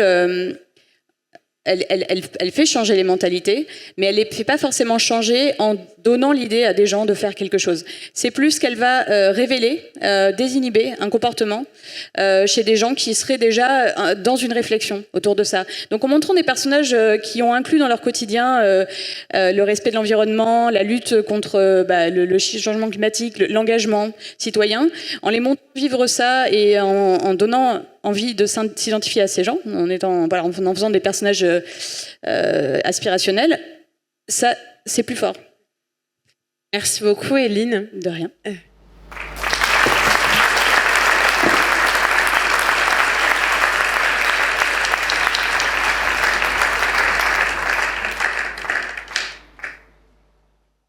Carole Scotta, Muriel Ménard me rejoignent. Merci beaucoup à toutes les deux d'être avec nous.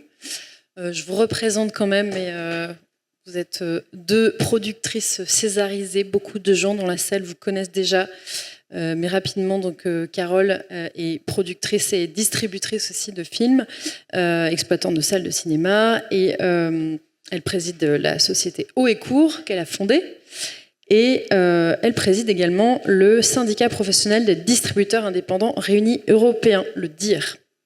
Et puis, elle a eu donc le César du meilleur film parmi plusieurs Césars pour La Nuit du 12 en 2023, qui relate une enquête sur un féminicide. Et Muriel Ménard, ravie de t'accueillir aussi, a produit de nombreux films, notamment on peut citer Adolescente en 2019, Madame Hoffman en 2023 et 20 Dieux en 2024, qui a eu le César du meilleur premier film pour la réalisatrice Louise Courvoisier et aussi le César de la meilleure révélation féminine pour Maïwenn Barthélémy. Alors, j'ai d'abord des questions pour toutes les deux en même temps, qui sont vraiment dans le prolongement direct de ce qu'on vient d'entendre là. Comment est-ce que vous diriez que les récits, la fiction, le cinéma peuvent à la fois traiter de sujets difficiles, de sujets sensibles, Carole, par exemple, la question des féminicides et plus largement des rapports toxiques entre les hommes et les femmes. Pour toi, Muriel, ce serait la précarité en ruralité, par exemple, et sans en faire des points de crispation, en fait, sans renforcer des tensions, des fractures dans notre société. Et en même temps, comment mettre de la tension, justement, dans un récit sans renforcer la polarisation. Merci.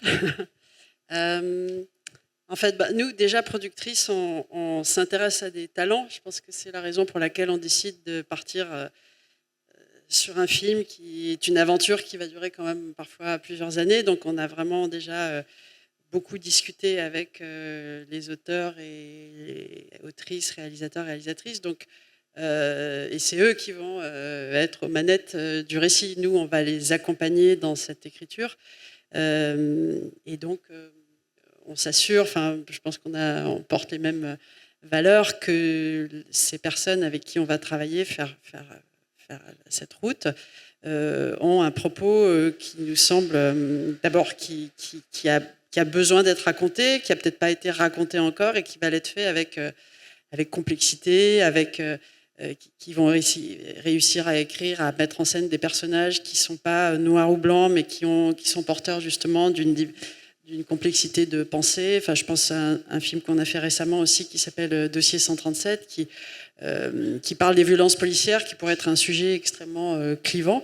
Et le talent de Dominique Moll et Gilles Marchand, ça a été vraiment je trouve, et je pense que ça a été partagé par le public, de réussir à créer une tension, de mettre en scène des personnages qui n'étaient pas représentatifs de leur pensée nécessairement. Et d'ailleurs, on a remarqué dans les avant-premières qu'on a pu faire en province que beaucoup de gens dans la salle, parfois, étaient des gens qui peut-être ne se seraient pas parlé au bistrot du coin ou ne se seraient même peut-être pas rencontrés du tout.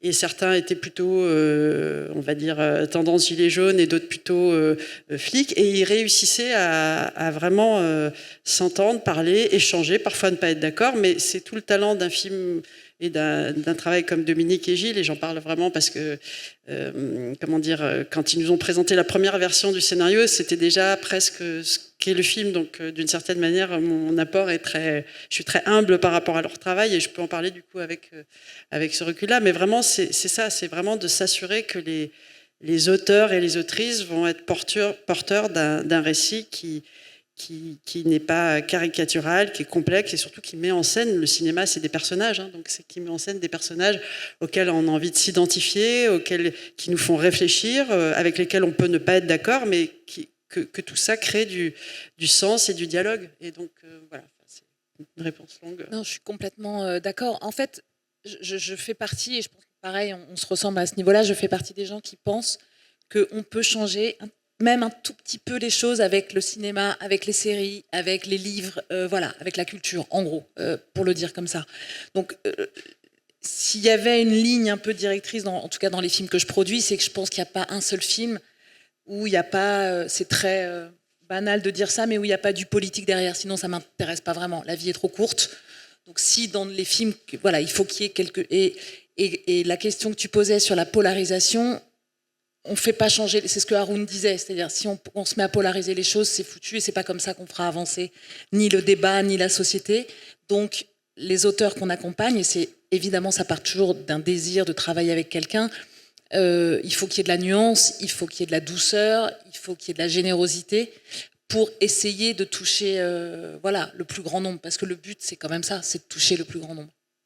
Mais je pense qu'en même temps, c'est un combat, et c'est une question que j'aurais aimé poser à Haroun aussi, parce que dans l'humour aujourd'hui, on voit que l'humour ultra polarisant, ultra violent vis-à-vis de certains, fonctionne bien aussi, fait de l'audience, fait du chiffre, etc. Donc ça reste un combat. Du coup, c'est l'autre question que je voulais vous poser à toutes les deux. C'est les scénaristes disent souvent que c'est difficile de réussir à vendre à des producteurs, à des financeurs des scénarios qui dépassent les récits de division, de fracture, parce que ce serait ça que les diffuseurs voudraient. Vous, votre expérience, en fait, comment est-ce qu'on porte auprès de financeurs des films plutôt qui vont chercher cette nuance et cette douceur même, dans ton terme, Muriel, comment est-ce qu'aujourd'hui vous arrivez à marcher sur la ligne de crête avec les films d'auteurs qui cherchent à construire des récits qui rassemblent sans faire de la commande ou être dans un modèle de marché, simplement? Nous, on fait que ça, j'ai l'impression. C'est-à-dire que... non, après, c'est compliqué parce qu'on a de la chance toutes les deux. On fait nos films, ils se font. J'ai l'impression que nos films, c'est que des exceptions qui confirment la règle. Mais et alors, quel conseil vous pourriez donner à ceux qui aimeraient faire ça et qui trouvent ça difficile? Je sais pas, parce que c'est vrai que là, maintenant, tout le monde porte en étendard 20 dieux, l'histoire de Souleymane, en disant, mais regardez, c'est possible. Mais c'est vrai que c'est possible. Moi, 20 dieux, j'ai pas du tout eu du mal à le financer. Donc, c'est très paradoxal. Et en même temps, il faut surtout pas garder ça en mémoire parce que pour un 20 dieux, il y a je sais pas combien de films qui n'arrivent pas à se monter sans casting, sujet trop difficile. Donc, moi, vraiment, je suis vernie. J'ai eu beaucoup de chance. Après, je pense que la base de la base... Elle a beaucoup de talent et c'était un super scénario. Voilà, la base, c'est d'avoir un bon scénario. Quand il y a un bon scénario avec de la sincérité, avec des personnages, j'ai l'impression que les gens sont au rendez-vous quand même. Alors justement, on va parler un tout petit peu de Vin-Dieu. Et tout à l'heure, on a parlé d'une donnée qui est dans l'enquête Fierté française, qui est sur les odeurs qui disent la France. Et aussi toute la dimension, l'attachement au patrimoine naturel, à la nature, au paysage. Je vous montre cette donnée-là en particulier sur quelles sont les odeurs que vous associez immédiatement à votre vie en France. Et vous voyez qu'en 3e position, on a l'odeur des fromages. Et donc Vin-Dieu, ça raconte un jeune qui cherche à faire le meilleur fromage possible, le meilleur comté en l'occurrence. Et en fait, dans le film, on sent le comté. Mais vraiment, on le sent. Et aussi, vous avez l'odeur des vaches dans une prairie. Et plus largement, dans d'autres données, on voit l'attachement mais colossal aux Français, au patrimoine naturel, à la nature, à la beauté des paysages français. Donc c'est ça aussi dans Vin-Dieu, je pense, qui est très très très fort. C'est la beauté simple, en fait, d'une prairie qui traverse en mobilette, etc. Donc voilà, ça c'était juste pour le petit clin d'œil. Mais ce qui est fou, c'est que par rapport à vos études que vous montriez tout à l'heure, évidemment qu'on ne le savait pas, ça. Ouais. Je veux dire, Louise, elle s'est pas dit. Louise, elle a écrit l'histoire de son Toton. C'était le gars qu'elle avait avec elle dans son école. Et voilà, parce que je pense que le danger des études, il n'y a pas de recette. Ouais. Donc on va surtout pas cliquer sur le village, la mairie et faire des personnages comme ça. Ça marchera pas, ça, si on fait ça. Et Louise, on savait. Par contre, ce qu'on sait quand même, c'est vrai que c'est dingue. Hein, dès qu'on fait des films qui se passent à la, enfin, on va dire, c'est horrible ce mot, mais le terroir. Que ça soit Petit Paysan, que ça soit le truc de la terre là avec Guillaume Canet, que ça soit Vin-Dieu, que ça soit, c'est fou, ça marche quasi à chaque fois quand même. Jusqu'au jour où ça marchera plus, faut faire gaffe. Ouais, absolument. Et d'ailleurs, pour rebondir là-dessus, c'était une des petites craintes qu'on a eues en envisageant de faire cette plateforme, parce que tous les scénaristes nous l'ont dit et on en était convaincus. L'idée n'est surtout pas de créer à leur place ou au contraire de surtout pas cadrer le processus créatif. En fait, c'est les ingrédients et après on fait la recette qu'on veut. C'est comme une matière première complètement brute qu'il faut ensuite manier, voilà. Mais du coup, toujours sur Vin-Dieu, une autre question quand même qui je trouve importante. On a parlé tout à l'heure du patriotisme qui peut devenir nationalisme, en particulier chez les jeunes hommes. Vin-Dieu, c'est aussi l'histoire de la quête de l'identité masculine et de la virilité chez un jeune, en l'occurrence rural. Quel est ton regard, Muriel, sur la tendance masculiniste qui est un peu le rouleau compresseur auquel les jeunes hommes sont exposés sur les réseaux sociaux? Et comment est-ce que la fiction, le cinéma peuvent jouer un rôle pour dépasser ces visions toxiques et en même temps donner à ces jeunes des modèles qui les font rêver?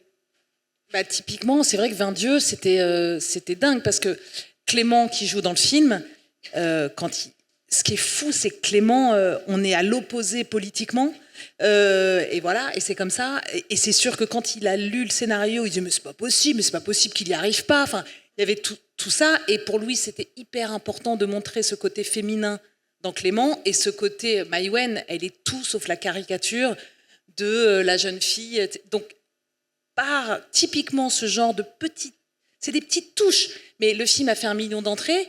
Il y a eu énormément, on a fait de nos plus grosses entrées dans les régions. Voilà, je me dis que les gamins qui vont aller voir ce film-là, quand ils auront une panne, ils seront plus traumatisés. Et puis ça va bouger. C'est pour ça que je disais que je suis encore dans cet idéal de dire que ça peut changer les choses, quoi. Une panne, que ce soit de mobilette ou d'autres choses. Exactement. Non, et puis il y a ce qu'on se disait tout à l'heure avant de commencer, c'est-à-dire ce qui est magnifique quand on fait des films, c'est il y a évidemment le public qui va les voir, mais quand on les fabrique.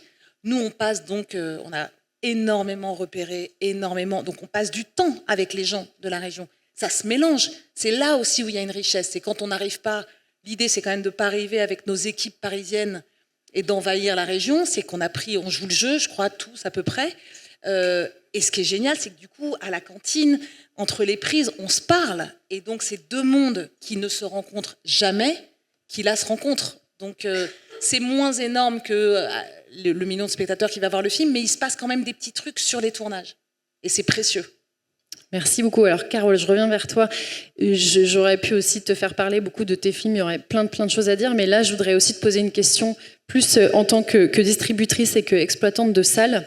Est-ce que tu dirais qu'aujourd'hui, il y a une demande pour des films qui rassemblent et que les Français ont envie de se sentir plus unis? Est-ce que c'est ça que tu ressens ou Tu le dirais pas comme ça.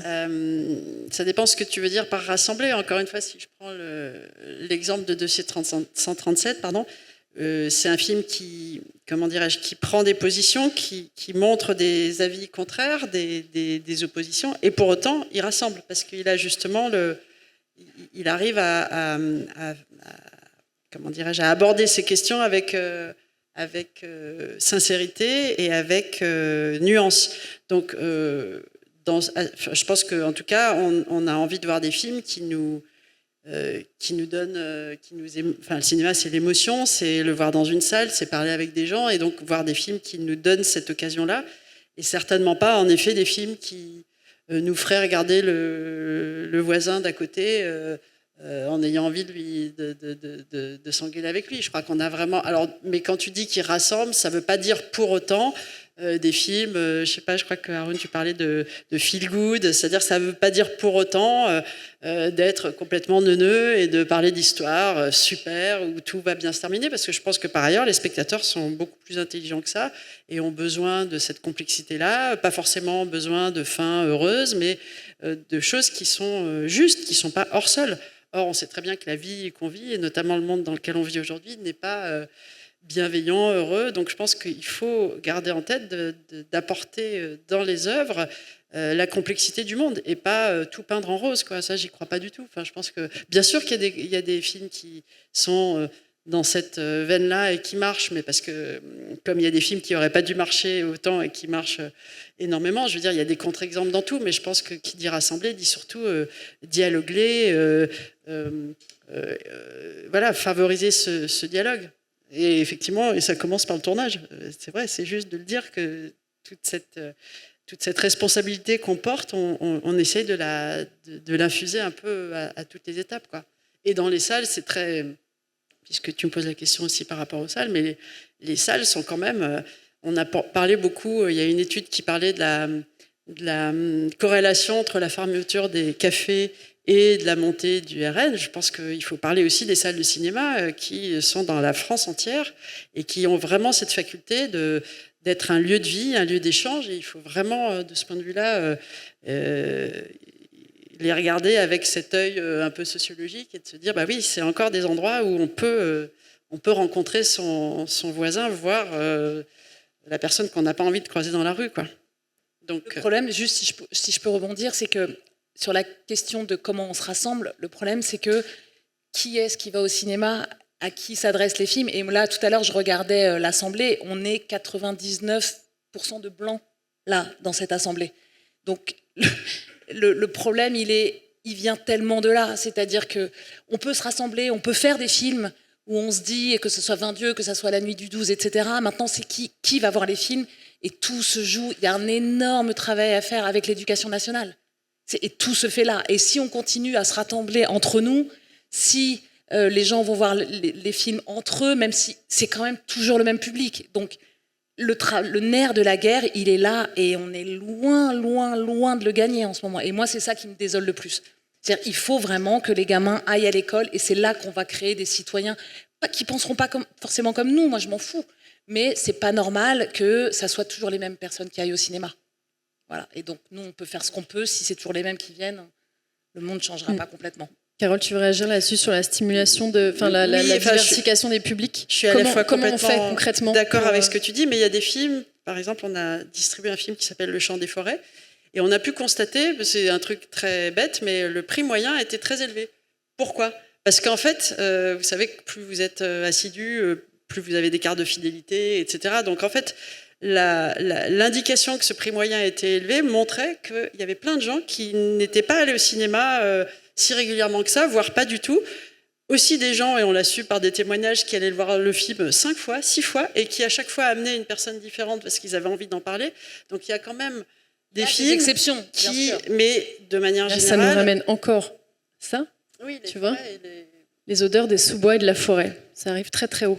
Mais là où je suis évidemment d'accord avec toi, c'est que de manière générale, c'est quand même un public très régulier qui va avoir à peu près toujours les films qu'on a envie de porter, et que ça se joue dès le plus jeune âge. D'ailleurs, il y il y a des systèmes d'accompagnement pour les jeunes. Il y a même Maternelle et Cinéma qui a été créé il y a 2 ans, je crois. Et là, il y a vraiment un travail de fond, mais qu'il faudrait développer de manière massive, quoi. Et faire des projections dans les cafés, et faire des projections sur les places de village, gratuites, et voilà.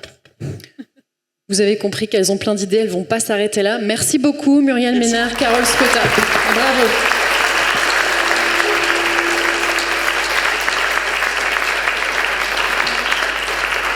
Et pour terminer, je propose à Julie Cartier de venir me rejoindre pour un dernier témoignage et peut-être des réactions aussi à tout ce qui a été partagé jusque-là. Je souligne au passage le courage de Haroun, qui était le seul homme à monter sur cette scène ce soir. Franchement, bravo.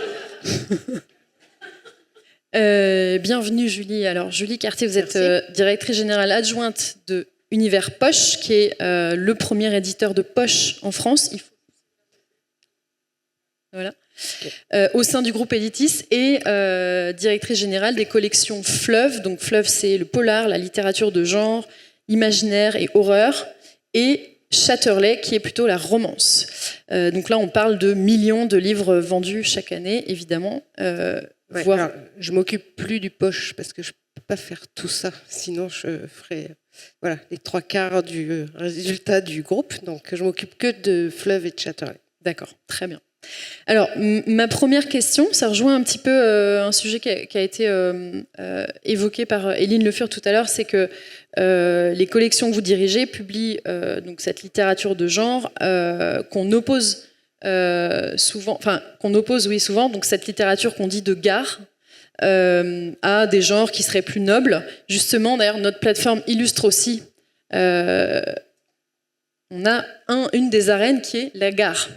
Donc on ne va pas cliquer là sur tous les points, vous pourrez aller le faire autant que vous voulez, mais ce qui est intéressant, c'est que les gares, ça fait partie de la vie des Français, c'est des espaces de vie, il se passe énormément de choses, et peut-être par analogie, on pourrait dire que cette littérature dite de gare est considérée comme moins noble que la grande littérature. En fait, c'est un véritable observatoire de la société. Du coup, est-ce que vous pouvez nous dire comment est-ce qu'un roman qu'on lit pour s'évader peut aussi justement transmettre des messages ou raconter des réalités sociales à la fois diverses et importantes? Ça s'appelait des romans de gare, mais aujourd'hui, si vous allez dans une gare, vous n'allez plus voir grand monde qui lit un livre, en fait. Ni dans le métro, il y a quand même moins de gens qui lisent. Et que dans le temps, la littérature dite populaire, donc notamment le polar, qui est une grande partie de cette littérature populaire, qui était très masculine, et maintenant quasiment à 70% de lecteurs féminines qui lisent du polar. En fait, un lecteur, déjà, c'est une lectrice. Bon, voilà.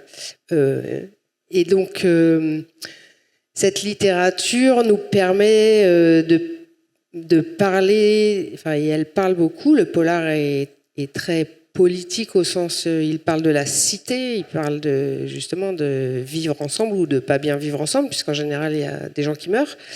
Mais tous ces sujets sont abordés d'une façon qui est propre à toute la fiction, c'est-à-dire on crée des personnages, et dans le livre qui fait travailler grandement l'imagination, parce qu'elle donne en général, il n'y a pas d'image, il n'y a pas de son, il n'y a pas d'odeur, donc on se les crée dans sa tête juste avec les mots.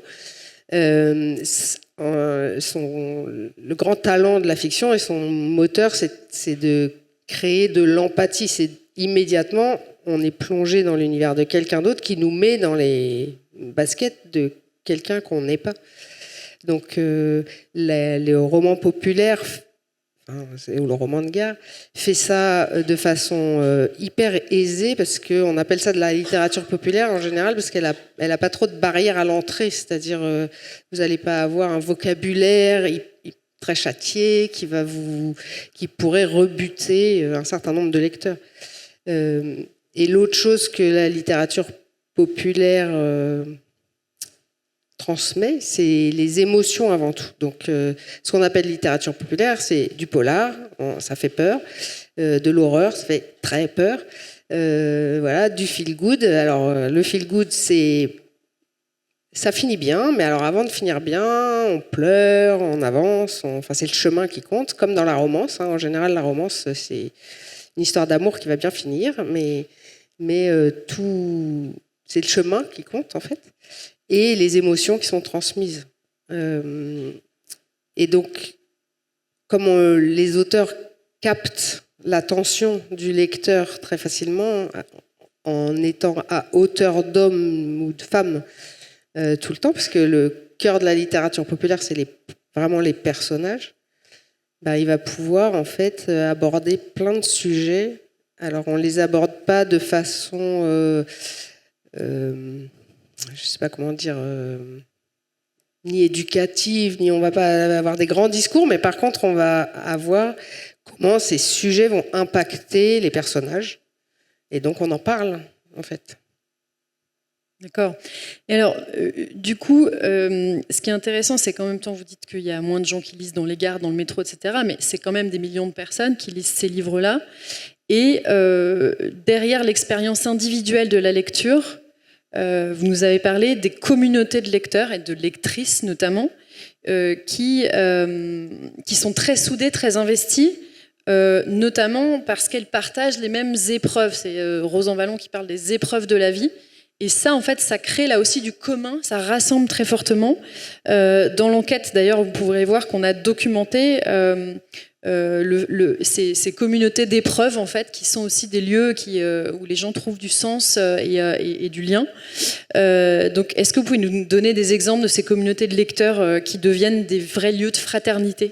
En fait, l'exemple le plus frappant, c'est dans la romance. Donc, la romance, la romance, là, maintenant, depuis 3-4 ans, donc, parce que la romance existe depuis 1000 ans, mais elle a cette particularité qu'elle a cassé les codes de la littérature au sens où déjà les jeunes femmes, sont des femmes qui écrivent à quasiment 100%, elles sont jeunes et elles ont cassé complètement le stéréotype de l'écrivain torturé qui écrit la nuit en fumant des cigarettes et en buvant du whisky, qui est blanc, homme, voilà, plutôt cinquantenaire. Là, elles ont 18 ans, elles vivent absolument dans toutes les couches sociales de la société. Elles écrivent sur leur téléphone. Alors, en tant qu'éditeur, parfois, ça peut être un petit peu difficile à lire niveau grammatical. Mais en dehors de ça, ce sont des scénaristes et des raconteuses d'histoires absolument dingues, avec des imaginations et des imaginaires incroyables. Et donc, elles s'adressent aux jeunes femmes de leur âge. Et on parle beaucoup de la dark romance qui fait très polémique, mais c'est un lieu où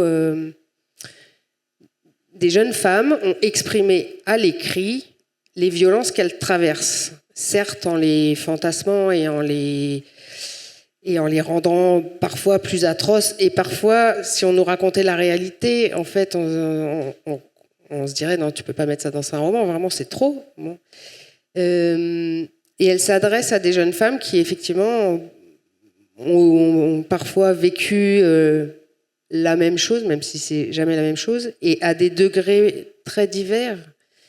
Mais elles ont du coup plusieurs lieux. Le premier lieu, ça va être en fait les réseaux sociaux où elles vont parler de ces livres et en fait se soutenir quand une dit moi en fait ce que tu as écrit ça m'est arrivé. Il y a ensuite donc tout notre marketing, toute la promotion de ces livres, elle se fait de façon digitale, complètement dématérialisée. En revanche, les livres sont achetés physiquement parce qu'elles les collectionnent et les chérissent. Mais par contre, là où elles vont se rencontrer, on fait des salons, elles organisent des clubs de lecture, des week-ends entiers pour parler d'un seul livre où elles louent des endroits et voilà, dans des campings, dans des centres de vacances, enfin, des trucs comme ça. Et elles ont énormément besoin et envie de se retrouver physiquement, réellement. Donc, ça, c'est le premier cercle. Et après... Et donc là, pardon, pour rebondir sur ce que disait Muriel Ménard tout à l'heure, c'est plus seulement du CSP blanc parisien, etc. Alors pas du tout. Je vous encourage vraiment à aller voir une dédicace en librairie de romance. Vous allez avoir, je sais pas, une jeune fille sur 5, 6 qui va être voilée. Vous avez des gens de toutes les couleurs. Et oui, elles ont majoritairement entre 18 et 25 ans. Ou 30 ans. Après, il y a un espèce de creux, et après, vous allez avoir des mamans, qui parfois viennent avec leurs filles, ou des femmes plus âgées, de 45 et plus, qui se remettent à lire de la romance. Donc, en fait, sociologiquement, c'est assez intéressant. Et peut-être une dernière question, Julie Cartier. Le monde de l'édition, évidemment, aujourd'hui, n'échappe pas, lui non plus, à la polarisation politique de notre société, et même on sait que les libraires parfois se font apostropher par leurs clients, lecteurs, parce qu'ils mettraient trop en avant tel livre et du coup tel éditeur, ou au contraire pas assez tel autre. Est-ce que vous diriez que dans ce contexte, les romans de tous les genres dont on vient de parler là serait finalement un espace de résistance à cette polarisation, où des lecteurs avec des visions politiques très différentes peuvent se retrouver autour de goûts, d'expériences, de vie commune ? Oui, les admirateurs d'un auteur peuvent être de bords politiques assez différents, même si les auteurs... Ils ont quand même globalement un positionnement. Le livre leur permet de l'exprimer avec nuance, parce qu'on a le temps, parce que contrairement à un film, on peut avoir plein de personnages, on peut avoir des armées entières de décors, de nuit, de jour. Enfin, ça coûte pas plus cher. En gros, ils ont plus ou moins le temps de développer la nuance de leurs arguments. Je dis pas que dans un film on n'a pas le temps, mais je pense pas que tous les auteurs, les auteurs de polar ou les auteurs d'horreur ou même de romance, elles ont quelque chose à se dire. Sinon, ils ont quelque chose à dire, sinon ils écriraient pas. Mais leur message va être, je pense qu'on va le trouver, ce qu'ils essayent de nous dire. À un moment donné, ça va être clair. Et donc, les auteurs aussi se font un peu invectiver en disant là, j'aime pas comment vous nous parlez de l'immigration, j'aime pas comment vous me parlez de ça. Et il y a des réactions. Mais je pense, comme mes prédécessrices, c'est en mettant des petites choses et dans un roman de divertissement, c'est facile de semer des petites choses de justement de bien vivre ensemble, de respect, de transition écologique et de choses comme ça. Quand c'est semé, sans que ce soit didactique ni professoral, ça passe comme ça. Très bien, merci beaucoup pour ce voyage dans la fiction. Merci Julie Cartier. Merci à tous les intervenants, et comme on ne vous a pas encore donné la parole et vous avez certainement beaucoup de questions et de réactions à tout ce qui vient d'être dit, on propose à tous les intervenants, à l'intervenant et aux intervenantes, de revenir sur scène, et on va prendre quelques questions, mais assez rapidement, éventuellement si on a une pour chacun des intervenants. Voilà, si vous avez des questions brûlantes, n'hésitez pas, c'est le moment. Vous pouvez revenir sur scène, tous ceux qui ont témoigné ce soir.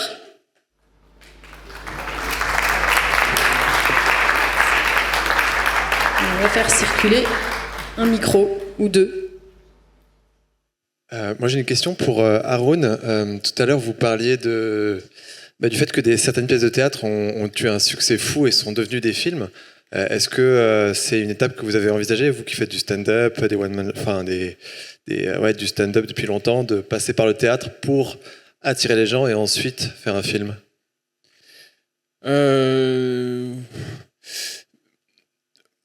Oui, j'ai envisagé quand j'avais vraiment aucune perspective de faire du cinéma. Je me disais, je vais faire une pièce de théâtre, après on verra si c'est bien. Et voilà. Mais après, comme ça a fonctionné pour moi, j'ai eu plus de possibilités de passer directement au film. Mais je trouve qu'en tout cas, pour quelqu'un qui a envie de faire du cinéma, passer par le théâtre pour écrire un huis clos, le tester devant le public, peaufiner ses dialogues et montrer à quelqu'un que, enfin, des producteurs ou financeurs que ça fonctionne, je trouve que c'est quand même un bon moyen. Parce que la scène, c'est la meilleure façon de savoir si une comédie est drôle, c'est quand même de faire de la scène. Et c'est aussi assez peu cher de pouvoir réunir des comédiens, les faire jouer.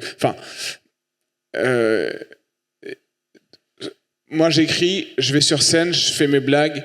Le soir, ça rigole, je les garde pas.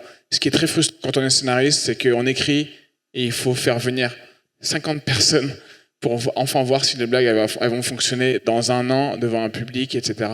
Je trouve que le théâtre, c'est quand même une très bonne manière de faire. Et en plus, les techniques théâtrales ont fait leurs preuves pour captiver un public sur une histoire. Là où on s'est fait un peu matrixer, notamment en comédie, je parle de la comédie, mais on s'est fait un peu matrixer par les structures narratives américaines, où il faut absolument qu'à 20 minutes il se passe ça, à 30 minutes il se passe ça, alors qu'on avait déjà les 3 actes. En fait, on avait déjà le théâtre qui fonctionnait très bien comme ça. Et en fait, les Américains, ils ont récupéré les récits de la mythologie pour en refaire leur scénario. Enfin, ce que je veux dire, c'est que le rythme théâtral peut très bien faire un très bon film, et je pense que c'est un bon test. Mais après, c'est un chemin à prendre. Voilà. Mais je l'ai envisagé un moment, et maintenant que j'ai pu avoir des partenaires et avoir un public qui suit, je suis passé directement au cinéma. Si j'avais pas eu ce public-là, je pense que j'aurais écrit du théâtre. Ouais. Merci beaucoup, c'était extrêmement intéressant et éclairant. Destin commun, vous nous avez dit au démarrage que l'étude avait été soutenue par la Concorde, qui est un fonds philanthropique qui œuvre pour défendre les conditions de la démocratie d'ici à l'élection présidentielle de 2027. On a vu qu'il y avait beaucoup de moyens d'utiliser cette étude. Je voulais savoir si, autour de ce panel, comment vous appréhendiez cette notion d'urgence dans l'année qui vient. Je ne sais pas si je suis la bonne personne pour répondre, mais en tout cas, je me tente. Le problème avec l'urgence, c'est qu'à part la télé où ça va plus vite, en tout cas quand ça existe déjà, l'urgence au cinéma, c'est compliqué, parce que le temps que ça voit le jour, on peut avoir une idée d'urgence maintenant, d'ici les présidentielles, ce serait fou que ça voit le jour. Donc l'urgence, elle est toute relative en fait quand on écrit quelque chose. D'ailleurs, souvent on écrit en se disant, ça se trouve, j'aurai un truc qui existe dans 5 ans et ce sera complètement dépassé, donc il faut que j'y pense maintenant au fait que dans 5 ans, peut-être les choses auront évolué ou des choses comme ça. Donc, je pense que l'urgence, elle est quand même difficile à appréhender, en tout cas quand on est scénariste depuis le début de la chaîne, quoi. Merci beaucoup. J'avais une question sur l'opposition qui peut exister entre le vouloir rassembler, et du coup, tout à l'heure, donc le maroilles, le fromage, les vaches, et les nouveaux imaginaires. Et du coup, comment on fait, question ouverte, comment on fait pour diffuser des nouveaux imaginaires alors qu'on a des traditions qui sont peut-être pas toutes compatibles avec les enjeux environnementaux, pour donner cet aspect de Madeleine de Proust qu'effectivement nos traditions peuvent avoir, sans les trahir, sans les caricaturer, mais en même temps, il faut aussi qu'on évolue. Comment on fait ? Je prends la parole et pardon, et je passe le micro à qui voudra, mais c'est précisément la même question que je me suis posée quand j'ai découvert l'étude. Je crois que c'est toi tout à l'heure qui parlait des ingrédients et que peuvent constituer ces communs. Tous les communs ne sont pas constitutifs de nouveaux imaginaires. Je pense qu'effectivement, on ne peut pas dresser un parallèle évident entre voilà ce qui fait commun en France et voilà ce qui peut constituer ce qui peut contribuer à l'émergence de nouveaux récits. En revanche, certains, oui. Et surtout, peut-être que la combinaison de certains d'entre eux peut elle-même constituer un nouveau récit. Donc, je ne crois pas qu'on puisse faire une réponse... oui, en tout cas direct et peut-être. Je pense qu'effectivement, il n'y a pas de corrélation directe entre des communs et des nouveaux imaginaires. En revanche, ne serait-ce que la dynamique générale de l'étude, et c'est un peu ce qu'on disait tout à l'heure, c'est déjà différent en fait d'un récit dominant de division, de dilution. Donc celle de se dire qu'on a déjà beaucoup de choses qui nous rassemblent, pour moi ça contribue. Ça ne veut pas dire que dans le détail, tout le fait, bien sûr. Il est possible qu'il y ait un peu de confusion dans ma question, ce qui ne serait pas étonnant parce qu'il y a un peu de confusion dans ma tête, mais justement, c'est pour en échanger que je la pose. C'est aussi vis-à-vis de l'urgence politique, une sorte de pression ou de responsabilité, ça dépend comment on le voit, de se positionner par rapport au risque d'une victoire du Rassemblement national aux élections présidentielles. Et je ne vais pas vous demander de vous positionner ce soir, promis. Mais donc, quand on écrit des personnages en tant qu'auteur et autrice, évidemment, on a envie de travailler avec les failles, avec le doute, avec les grilles. Et comme ça a été dit, ça marche pas quand on met des personnages dont on a l'impression qu'ils donnent des leçons. Et à la fois, est-ce qu'il y a est-ce qu'il n'y a pas une responsabilité particulière justement par rapport à des choses urgentes et graves et aussi il y a le fait d'être des auteurs et des autrices, des artistes, mais aussi des personnalités publiques. Est-ce que pour vous, il y a des idées claires là-dessus, des ambivalences est-ce que c'est en réflexion chez vous? Je serais curieuse d'avoir votre retour là-dessus. Moi, je me pose souvent cette question-là, effectivement, parce que on se dit que il faut agir vite. Moi, je pense qu'on peut avoir un message plus fort en donnant envie, plus qu'en faisant peur ou en forçant la main quelque part, en fait. J'ai l'impression que... Voilà, c'est pour ça que je pense que tout à l'heure, quand je parlais de ces fameux écolos donneurs de leçons, c'est pas pour dire que c'est pas bien d'être écolo et c'est pas bien de donner des leçons et il en faut. Simplement, les personnages militants sont particulièrement durs, enfin en tout cas moi dans ma pratique, sont particulièrement durs à écrire parce qu'ils sont justement porteurs de quelque chose de très fort et que ils emportent avec eux toute l'histoire en fait. Donc en tout cas moi je me positionne en tant qu'autrice de séries quotidiennes. Quand on est dans une série quotidienne, on doit faire de la place pour toutes les histoires. On ne peut pas se permettre qu'une histoire prenne toute la place. Or, quand on parle de quelque chose de très grave, malheureusement, c'est comme un vortex et ça aspire tout le reste. Donc, nous, en tout cas, à notre niveau, on ne peut pas se permettre d'être dans le militantisme.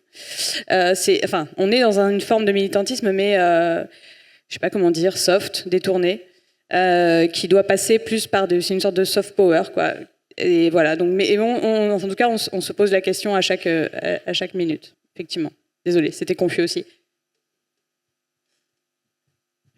C'est pas pour faire l'auto-promo de Cut, mais si. On va sortir d'ici une semaine, 10 jours, et on l'a diffusé à Cannes pour ceux qui étaient à l'événement cannois de la semaine dernière. Parce qu'on a le même constat qu'on peut se dire qu'aborder notamment les sujets d'écologie, c'est chiant, c'est angoissant, c'est donneur de leçons, etc. On a monté un film qu'on a appelé Écran vivant avec Change Now et EcoProd. Isabelle Adjani nous a fait l'honneur d'être la narratrice de ce film, qui explique justement que le sujet, et il y avait une étude d'ailleurs de Parlons Climat, le sujet c'est pas l'écologie, le sujet c'est souvent la manière dont les écologistes sont incarnés. Je dis ça de l'écologie, je suis sûre que c'est vrai de plein d'autres sujets. Et qu'en fait, il y a 1 milliard de manières de raconter ces choses-là. Et le film qu'on va proposer, qu'on va sortir d'ici une dizaine de jours, illustre parfaitement ça. Et qu'en fait, il y a déjà tout un tas de récits qui adressent ce sujet-là. Simplement, ils le font un peu différemment, un peu moins frontalement, effectivement, en évitant tous les stéréotypes de clichés du militant point levé. Ça ne veut pas dire que ça, l'ambition, la radicalité en pâtit. Ça veut juste dire que c'est une autre manière de le faire. Et heureusement qu'il y a plein de gens qui savent créer et proposer tout un tas de manières joyeuses aussi d'aborder ces sujets-là. Et ce qui est cool, c'est que les militants, pour les représenter, je suis d'accord avec toi, c'est super compliqué. c'est vite chiant, pourtant j'en suis une.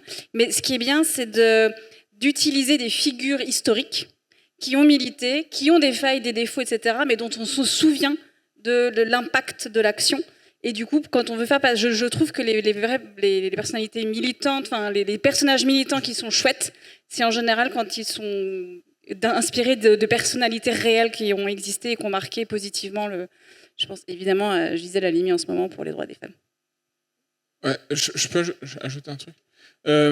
En fait, il y a un truc qui est intéressant dans l'écriture, c'est parce que tout à l'heure on dit de ne pas être frontal et tout, et je trouve que c'est un peu pareil sur scène.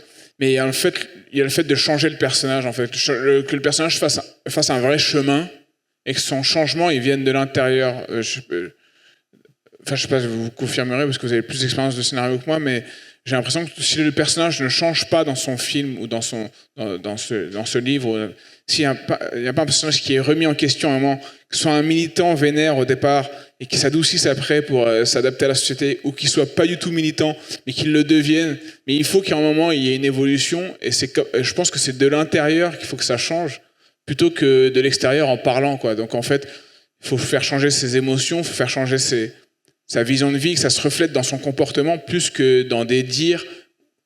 Si tu veux, s'il faut être écolo, c'est mieux qu'à la fin, le personnage, il a un geste écolo plutôt qu'il dise maintenant je suis écolo, tu vois.